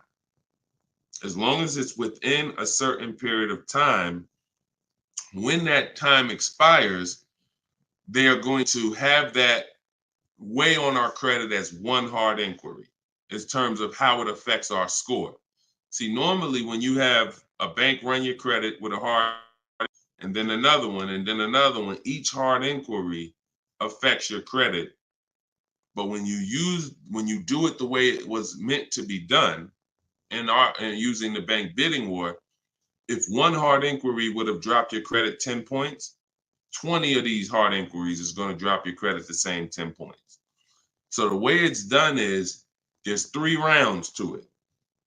There's 3 rounds. This is for people that are financing. Again, those of you who are paying cash, this doesn't matter. Those of you who are leasing a vehicle, this doesn't matter. That's why having access to car buying advice that's not one size fits all is what you need. Because typically, if you only pay cash for cars and get used cars, that's what you're going to teach people. So everything has a different place. So those of you who are financing a new car or a used car, you're going to use the bank bidding war so that you don't have to ask this question. This is the answer to Helena's question. How do you know? What do you consider a good interest rate? It's who wins the bid. So there's 3 rounds to it. The first thing we're going to do is see, are there any special interest rates on the car we're shopping for? So if we're shopping for a Kia Optima, a Kia K5, and all right, let's see, are there any special interest rates on it? Are they doing anything like 1.9% financing? Are they doing 0% financing? Are they doing 2.9% financing? Anything special? We also need to know how much the term. What's the term? Some people only do 0% for 3 years. That means you got to be able to pay the car off in 3 years or you can't take the deal. If it's 0% for 60 months, that's different. You got a 0% 5-year loan. You got 0% 6-year loan. So we need to see, is there anything special on the car? We do that for new and certified pre-owned, if we're looking for a certified pre-owned. Now, if we find something, sometimes that could prevent us from even needing to do any other interest rate shopping. If they're doing 1.99 for 60 months, you're not going to find better than that. No bank is going to do better than that. So that's why it eliminates the rest of the rounds in the bank bidding war. Eliminate it. But let's just say that there are no special interest rates. Now we're going to revisit the bank bidding war in round 2, which is after we find the best price on our car. See, because some of you, when you go shop for a car, you're thinking, how much should this car cost? Oh, what's the monthly payment should be on this car? The monthly payment is between you and the lender. It's not between you and the person you're buying the car from. See, this goes back to our point, which is you must set up your car buying transaction from who you're getting your loan from. The process of shopping for the best price on your car is different, or should be different. If you listen to me, it will be different than the process of you getting the best price on your loan. The best price on my loan is a different process than getting the best price on the car I'm buying. So now, once I start now looking for my car, getting my bids, get the best price on my car, now it's time to come back and get the loan involved. See, many of you are focused on what the best monthly payment is on the car, but you're not focused on finding the dealer that has the lowest price. That's focus number 1. Before we think about what is our monthly payment, we are thinking about what is the dealer? What's my process for finding the dealer who's going to sell me this Kia K5 for the lowest price? Who's going to sell me this $40,000 car for the lowest price? Once I find that dealer, Now it's time for me to come and get start shopping for my loan. See, and the reason why this works so well is because there's a process to it. We're not winging this. The reason why any fighter who goes into a fight and they're winging it, they are in a position of struggle. We don't wing it. That's why when you see my 7-step process in my book, it's 7 steps. In Matt's Academy, my car buying school, it's 7 steps. Whether it's video, whether it's the book, it does not matter. It's 7 steps because the process does not change. A process should not change based on whether you want a new car, used car, a lease, a luxury car, an exotic car. It shouldn't change. So once you find the best price on the item, now you're coming home and you are going to now contact online banks, your bank, your credit union, and you're going to get all their offers. This is round 2 of the bank bidding war. Round 1 is any special interest rates on the car. No? All right. Then we go find the best offer on our car. Now we're going to start round 2, which is our bank, our credit union, online lenders, all submitting bids for our rate. Round 3, once that's done, round 3 is we call the dealer who we have the car on hold with, and we tell them the best rate we got, and we give them a chance to see if they can beat it. That's round 3, because the dealers have another 5 to 7 to sometimes 10 banks. So see if they can beat it. So now you have 3 rounds of individuals competing for your interest, for your loan, to give you a loan. 3 rounds. First is the special rates. Second is you, your bank, your credit union, online banks. Third is the dealer's banks. And so when you leave, you already know I got the best interest rate. I guarantee it because I had 15, 20 people competing for my bank, for my loan.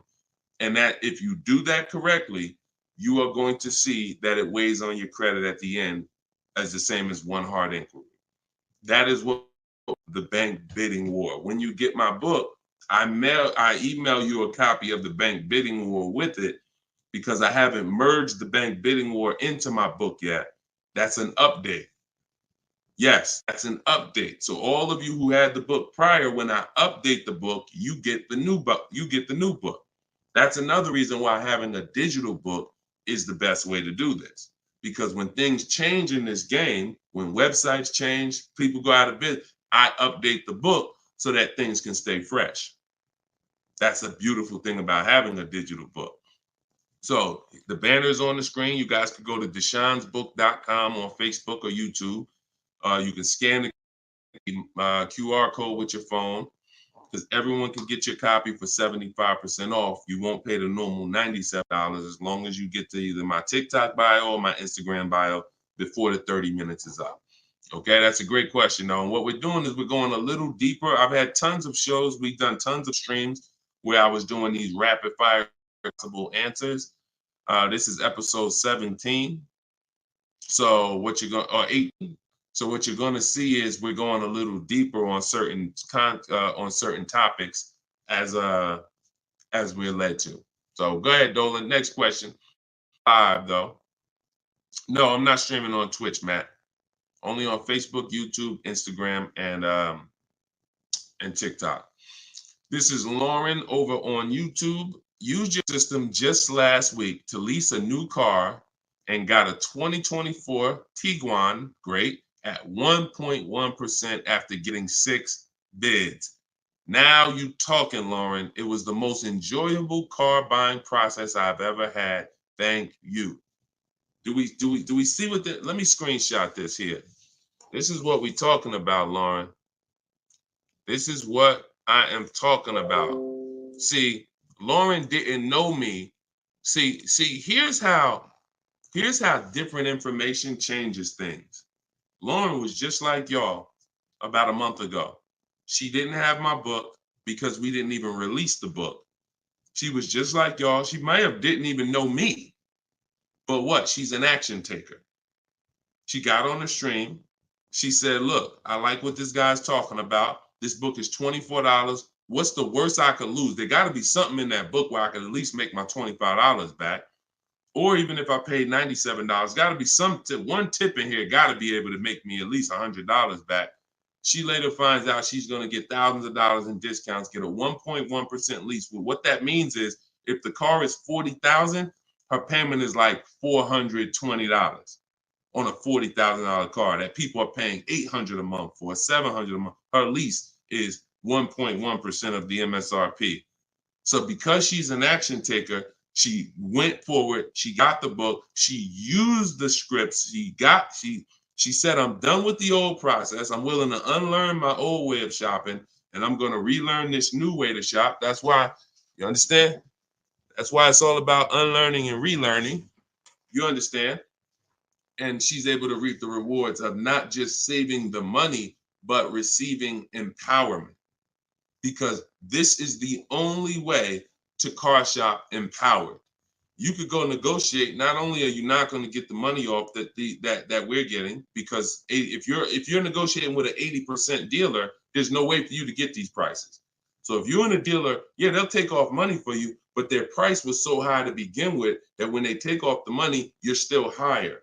An 80% dealer is the overpriced dealers. You can't negotiate them down to the best price.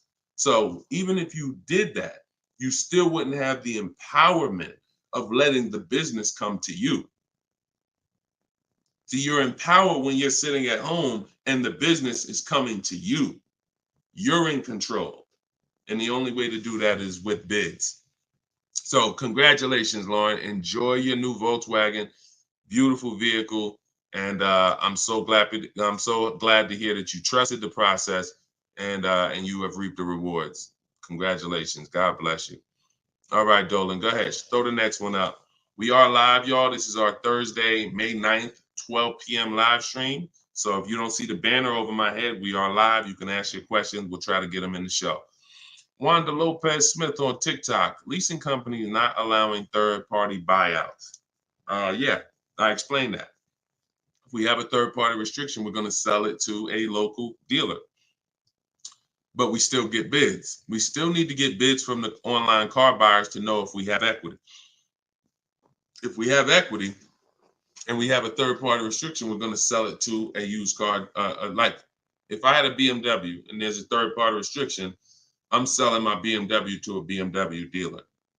I have a whole script in my book for how we do this. We talk to used car managers, and I'm going to have a used car manager buy it. See, some of you bought your car because you saw the third-party restrictions and you bought it and resold it.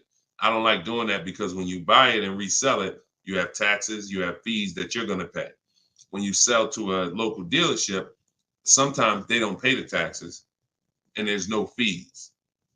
So buying and reselling, you're eating up like probably $3,000 or $4,000 of any equity you would have. So yeah, we've been getting out of the, we've had a process for third-party restrictions since they started them in 2021. We've had a process for how we were going to sell our cars and get our equity, even with third-party restrictions. So that's never stopped us. Never stopped us. Good, great question. People like the live view have no clue how valuable his information is. Appreciate you, Belle. Thank you so much. Only people that know how valuable the information is people who use it. People who watch, there's a saying, you can't be a hearer of the word. You want to be a doer. A doer. A lot of people hear. A lot of people hear because we want our ears tickled. But it's the doing that leads to the savings. And in our case, what we're asking you to do is easy. It's just your programming and your fear of a process. See, it's an unknown hell. I mean, an unknown heaven is what we have over here. But you have a known hell. Sometimes what you know is so comfortable, even though it's hell, but it's, you know it. You're comfortable with it. You're comfortable with the discomfort of car shopping. So this is what, Deshone, everything you're saying, that sounds hard. Sitting at home and doing these copy and paste things and having this, that sounds hard. That's just your fear. That's your programming talking to you. That's not reality. Because in reality, you see people like Lauren, who just came on, And you see, this is the easiest way she's ever bought a car in her life. This is the most money she's ever saved in her life.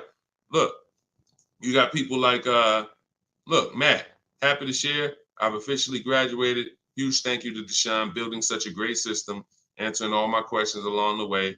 Lease details. You got a $56,000 Hyundai Palisade calligraphy, 1.28% lease. Highest quote was $1,167 a month. He got his for $719.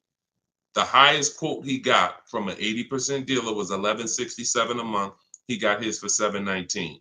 Sitting at home, getting bids. So for those of you who want to know, like, I do have a car buying school. It's called Maps Academy. You want to know more about it? We have a comment in there. You can attend my free masterclass.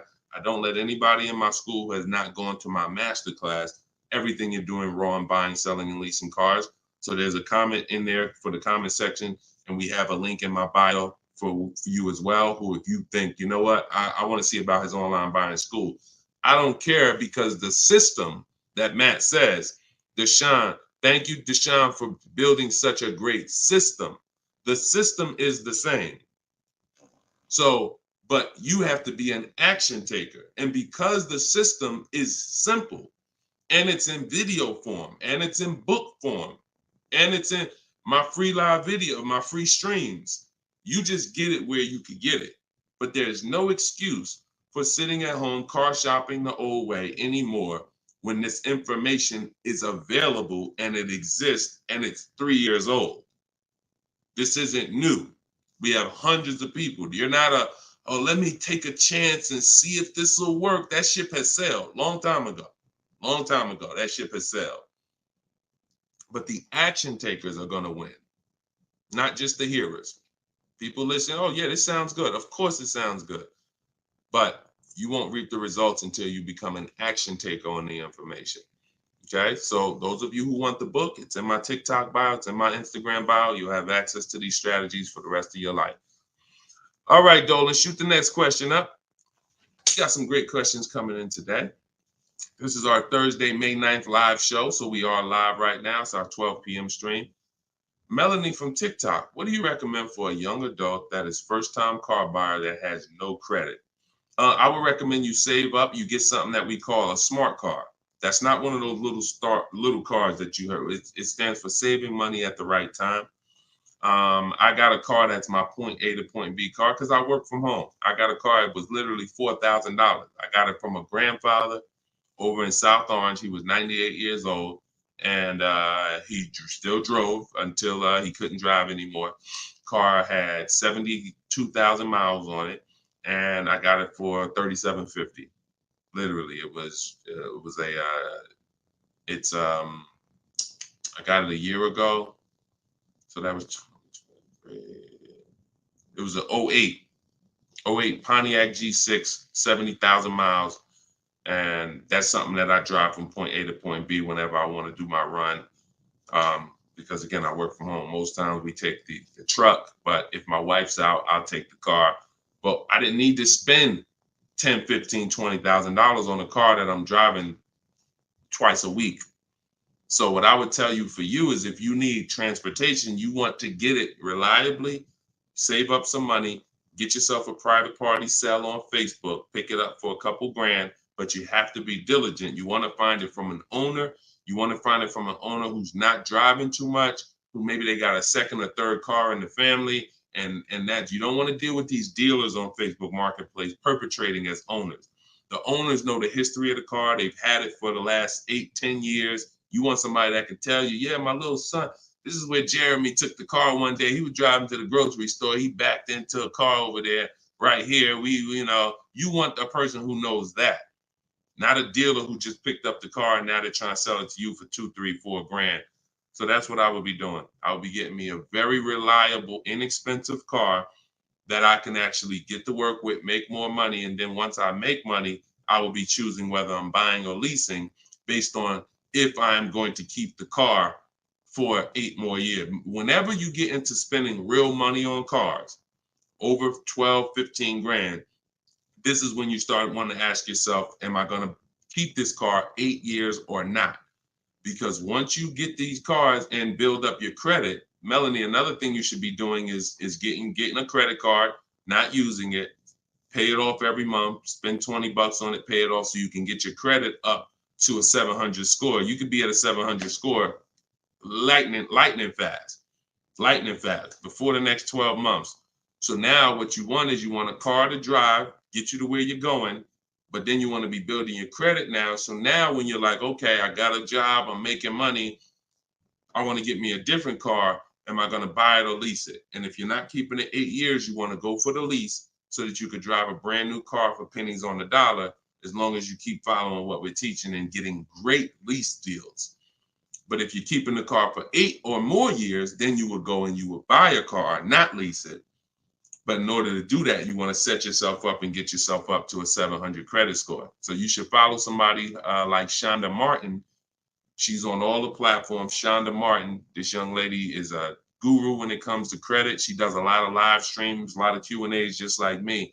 But yeah, you got a great path. But don't go out there and do what a lot of people do and finance a car, no credit, your first car, you're gonna go buy it. Now you're getting a $20,000 car, you're gonna probably pay, $500 a month for it. And now that car is gonna be a long-term thing because it's just too expensive.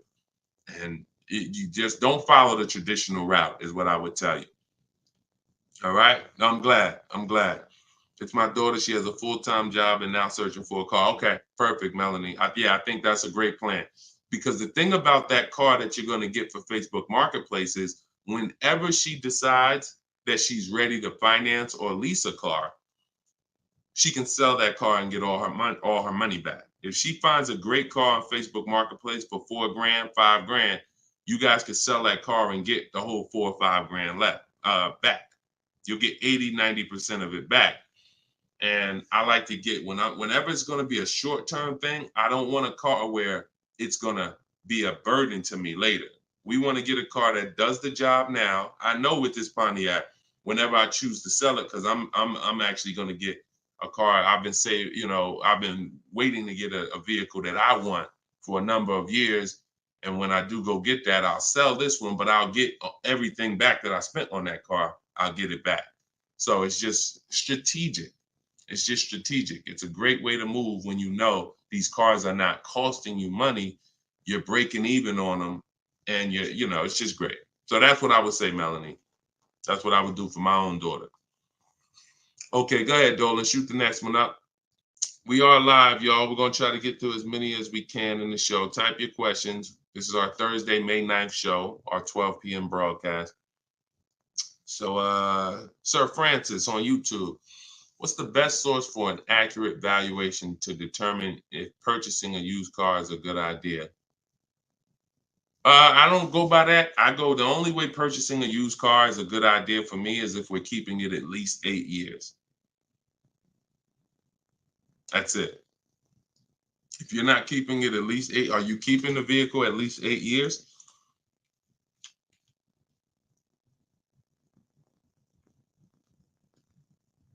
Let's see if we give him some time to answer. Are you keeping the vehicle for at least 8 years, Sir Francis? See, if we're not keeping the vehicle at least 8 years, there's no point in buying it, because the money that you would spend to lease, you can't put a price tag. You can't compare it. The reason I have to show y'all these lease deals is to see you cannot compare great lease deals to purchase deals. You can't. Look at this. Look at Jared. Jared followed the leasing like a boss system. The leasing process went quick and exactly like you said it would. Sent the emails. We had multiple offers to work with. Trusted the process. Used the scripts. Got the lowest offer from $565 a month down to $520 with a counter offer. Look. That's probably a $40,000 vehicle. I don't have it up in front of me because I cut the rest of his post off. But look, 1.28, $56,000 vehicle. Even if you were buying a used version of this. So let's just I want to show you this. Let's just say instead of leasing like Matt did here, he got a $56,000 vehicle for $719 a month.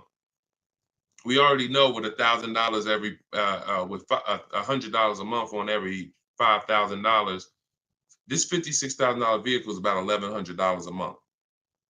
Every 5,000 bucks is a hundred bucks a month on a 5-year finance. So $56,000 vehicle, we're looking at literally $1,100 a month, $1,100 a month payment. Let's just say though he bought this car used. He didn't understand leasing. He found a used one. So instead of 56, let's say he gets one for, you know, let's call it instead of 56, he gets 26 grand off. Let's say he gets it for, hold on, let me do percentages. I don't know why I can't do math right now in my head. Let's say he gets it for 38. Let's use something that's really conservative and good. He gets it for 38. So a $56,000 Hyundai Palisade, he finds an incredible deal on a pre-owned one. He gets it for 38. Once his taxes go in, he's at 40. What's his monthly payment, y'all? If every $5,000 is $100 a month, what's his monthly payment for 40? See, it's all about no money down. If you notice, every time we're comparing numbers, we're not putting any money into the deals. See, when you're not putting any money into the deals, you can easily compare the deals. That's why all we do is shop with no money down, because it's easy to compare the deals.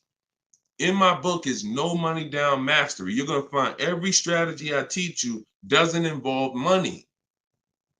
It doesn't involve money, because when you want to put money down, that's different. But money down should be after you have assessed the deal already. So, those of you who want your copy of Cars from Home, 7 Steps to Saving Time, Money, and Avoiding Dealers, go to my TikTok bio now, get your copy for 75% off. Go to my Instagram bio, get your copy. But look at this. I'm asking y'all, what's his payment? Let's see if we got anybody that chimed in. If he didn't get this brand new one, if he didn't get this brand new Hyundai truck, he got a used one. So instead of 56,000, he got his for 38. Great price. He found one for 38,000, low miles. Now taxes are in, and he's financing 40,000. What's his monthly payment?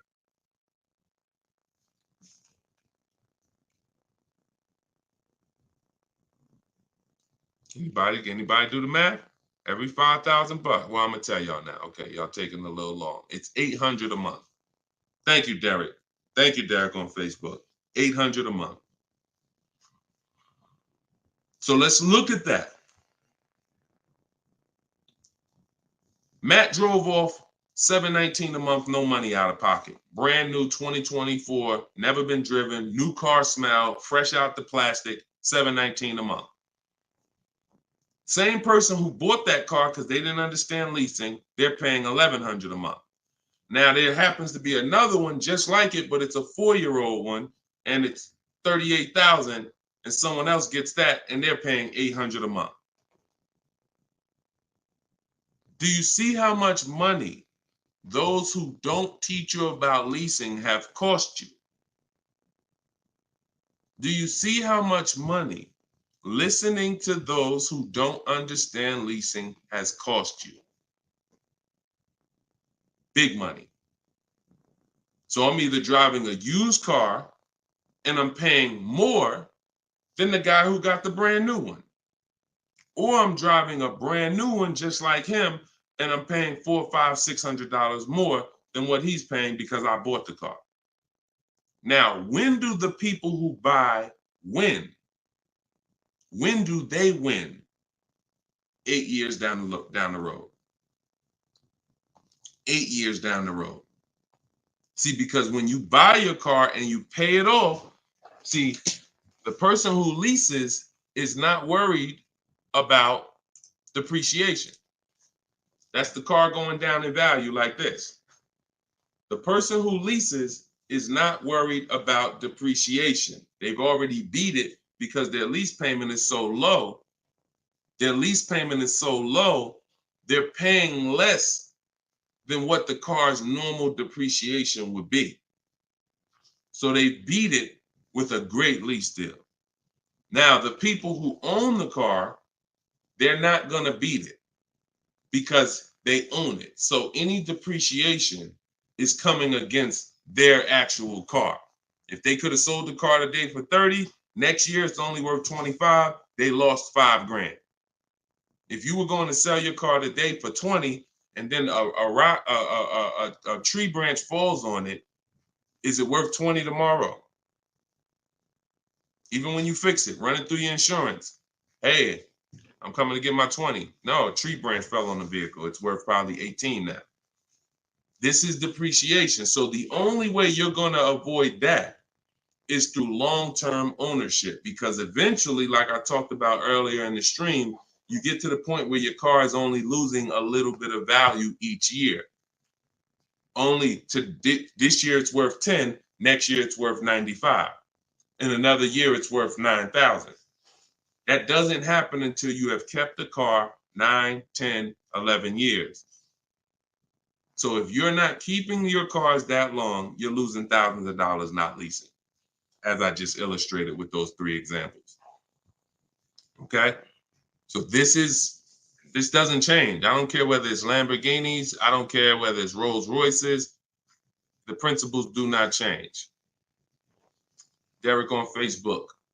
If a manufacturer is offering a very low IR through their direct financing for well-qualified buyers, is there something I should look for on my credit report to know whether I should apply and let them run my credit versus using the pre-qualified offer I have from my credit union? Yeah, most people are going to qualify for the special rates. If you have fair credit, good credit, most people are going to qualify for the special rates because it's not super tier. Super tier is like A1 or A9 in the business world. That's super tier. Most of them are tier 1. So a tier 1 approval is really going to be if you have, 680 credit score and above. If you've had a car loan in the past that you paid well, you should be able to qualify for those special interest rates. Those are not super hard to qualify for. And if it's something under 2.9, you're typically not going to see that coming from a credit union or a bank, not in this market. Not in this market. So yeah, it's a good question though. But that's round 1 in the bank bidding war. So it's important for you guys to know that whenever you see a special interest rate offer, in many cases, it's not hard to qualify for. You don't need perfect credit. 680, 700 and above, you should be fine. All right. So, all right. Let's go, John Tez on YouTube. I'm interested in getting a 23 Charger Scat Pack, trading a 2022 Camry. This is a disaster. This is a disaster. Dealer wants 56 for the car, but it's been on the lot for 220 days. What do you think I could get them to lower it to? Well, I'm going to just tell you honestly, why are you trading in a 2022 vehicle? First of all, if you paid cash for that car, you wouldn't be trading it in, because once you see what it's worth and what you're getting in 2 years, you've had the car for less than 2 years. See, there's something, here's what we're not getting. The reason why I hold this up is for y'all to see that you cannot trade in cars this fast and have it be and have it. And I want y'all to know we are 100% live right now. We are 100% live right now. You're not watching a replay. This is a live show. So we're going to dialogue on this for a quick second. You should not, if I show this so y'all can understand, the value of your car is dropping like this the first year, 2 years, 3 years. You think that you could buy a car here for $35,000, turn around, trade it a year later, and it's only worth now $27,000, and you're just going to flip and take that $7,000 loss in depreciation. You are going to absolutely lose your shirt. And the only way that you actually don't realize how much you're losing is because they hide it in your monthly payment, because you're a payment shopper. Just get me to this payment. I don't care about the numbers and all of that. I don't care about how much money I'm losing on each car. Just work my monthly payment to something that I could afford. And that is financial disaster. because there is no way, if you were coming and you were writing a check for this, if you came in and you bought that 2022 Camry and they said, okay, it's going to be 35 grand, you know, whatever, and you wrote a check for it, and then you came back a year later and you said, all right, well, what y'all going to give me for my 22 Camry? And they said, all right, well, we can only give you 25 for it. And you said, wait, I just paid 35 for it last year. You ain't giving me no 25 for it. You would never take that.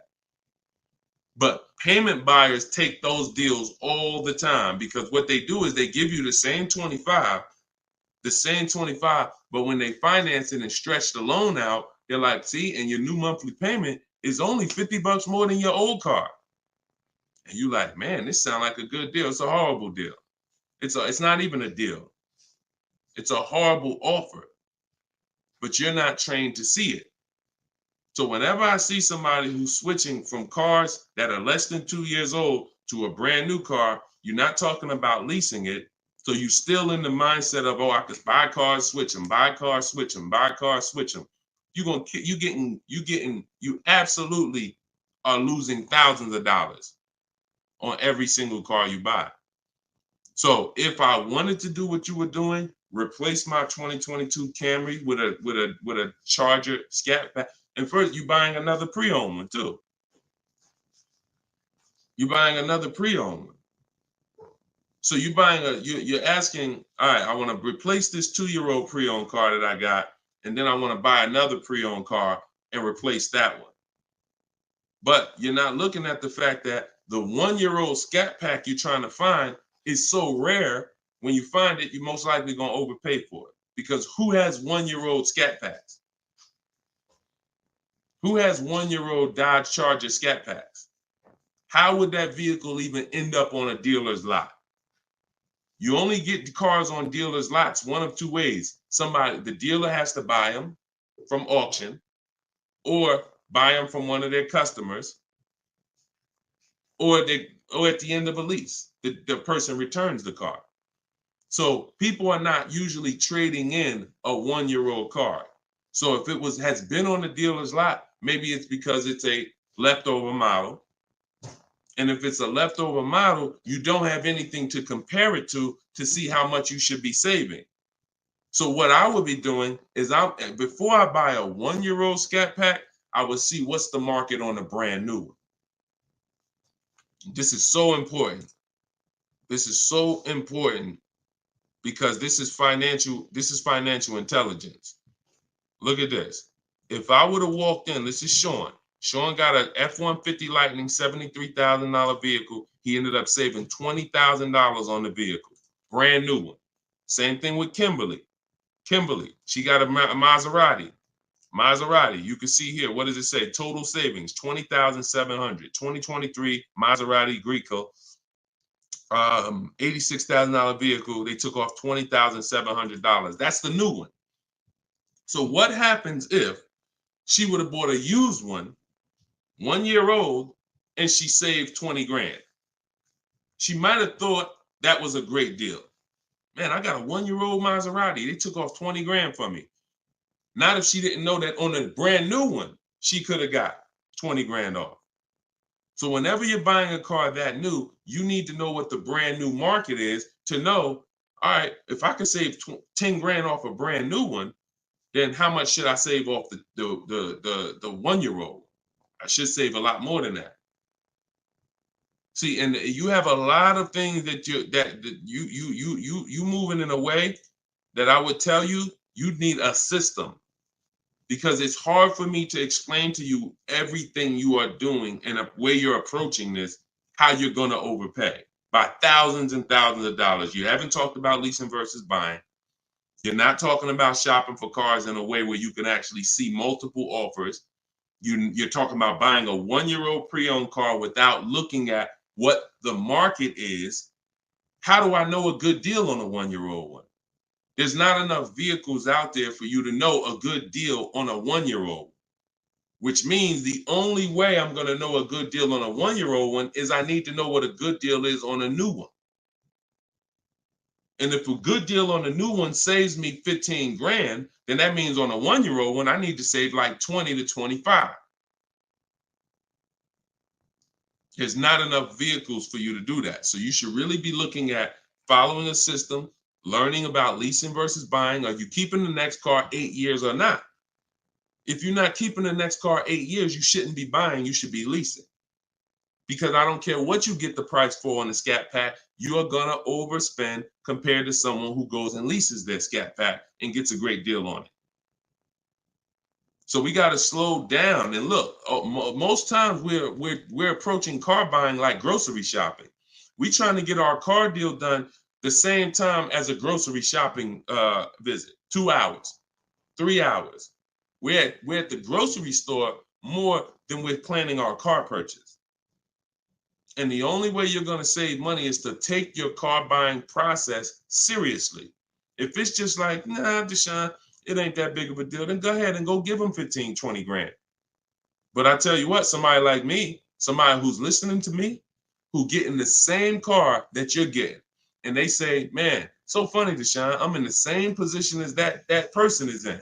I got a Camry too, and I want to replace it too with a Scat Pack. But I'm gonna use your strategies. I'm gonna assess my old car, get bids for it. I'm going to determine leasing versus buying, and then I'm gonna shop for my car. That person will save 5 to 10 grand more than you, minimum. Minimum. I put any amount of money on it. So slow down and answer this question first. How many years are you keeping the next car? If the answer is not 8, don't think about buying it. Don't think about buying it. My goal is to shop for my most aggressive lease on my next car. If I'm buying it and I'm keeping it over 8 years, then I'm buying it. I'm not buying a car that I'm not keeping more than 8 years. Not no Scat Pack, not no Dodge Challenger, not no Toyota Camry, nothing. If I'm not keeping it 8 years, I'm not buying the car. Lease deals are too great. It's pennies on the dollar when I learn to get them. So everything I'm teaching y'all is out of my new book, Cars from Home. It's a digital book. It's called 7 Steps to Saving Time, Money, and Avoiding Dealerships. You can get your copy for 75% off in my TikTok bio. The price of the book is $97. That is the price. But you can get it for $24 if you get to my TikTok bio before the 30-minute timer expires. If you get to my Instagram bio before the 30-minute timer expires. We have a link in the comment section on YouTube and Facebook. You can go to deshonsbook.com, or you can scan this QR code with your phone and you can get your copy for 75% off. So use it. Make sure you send me your success stories. Continue to send me your success stories so we can bring them onto the show. That is a step-by-step system. There's nothing left to chance. You cannot leave anything to chance when it comes to car buying. Everything that we teach is for a reason. So let's continue to move. You know we will be back soon for another stream. And catch us later. We're usually live 7 and 12 p.m. So if you're around at 7 p.m., just again, if you don't see the banner above us, that means we're actually live. So jump on and we'll get to it. Everybody else who got your book, enjoy. For those of you who want to attend my free masterclass, Everything You're Doing Wrong, Buying, Selling, and Leasing Cars, you can also go to the comments or to my TikTok and Instagram bio. But you're going to need about an hour. And that's a straight hour of me in my board. And we have a comment for you right here in the Facebook and in the YouTube section. That's me showing you scenarios, going over 23 mistakes that most of you are making that you need to stop making if you're truly going to get below market deals. Okay, so other than that, y'all, get the information. I don't care how you get it. Get in where you fit in. Use it. Keep unlearning. And let's keep saving this money. All right, God bless y'all. See y'all on the next.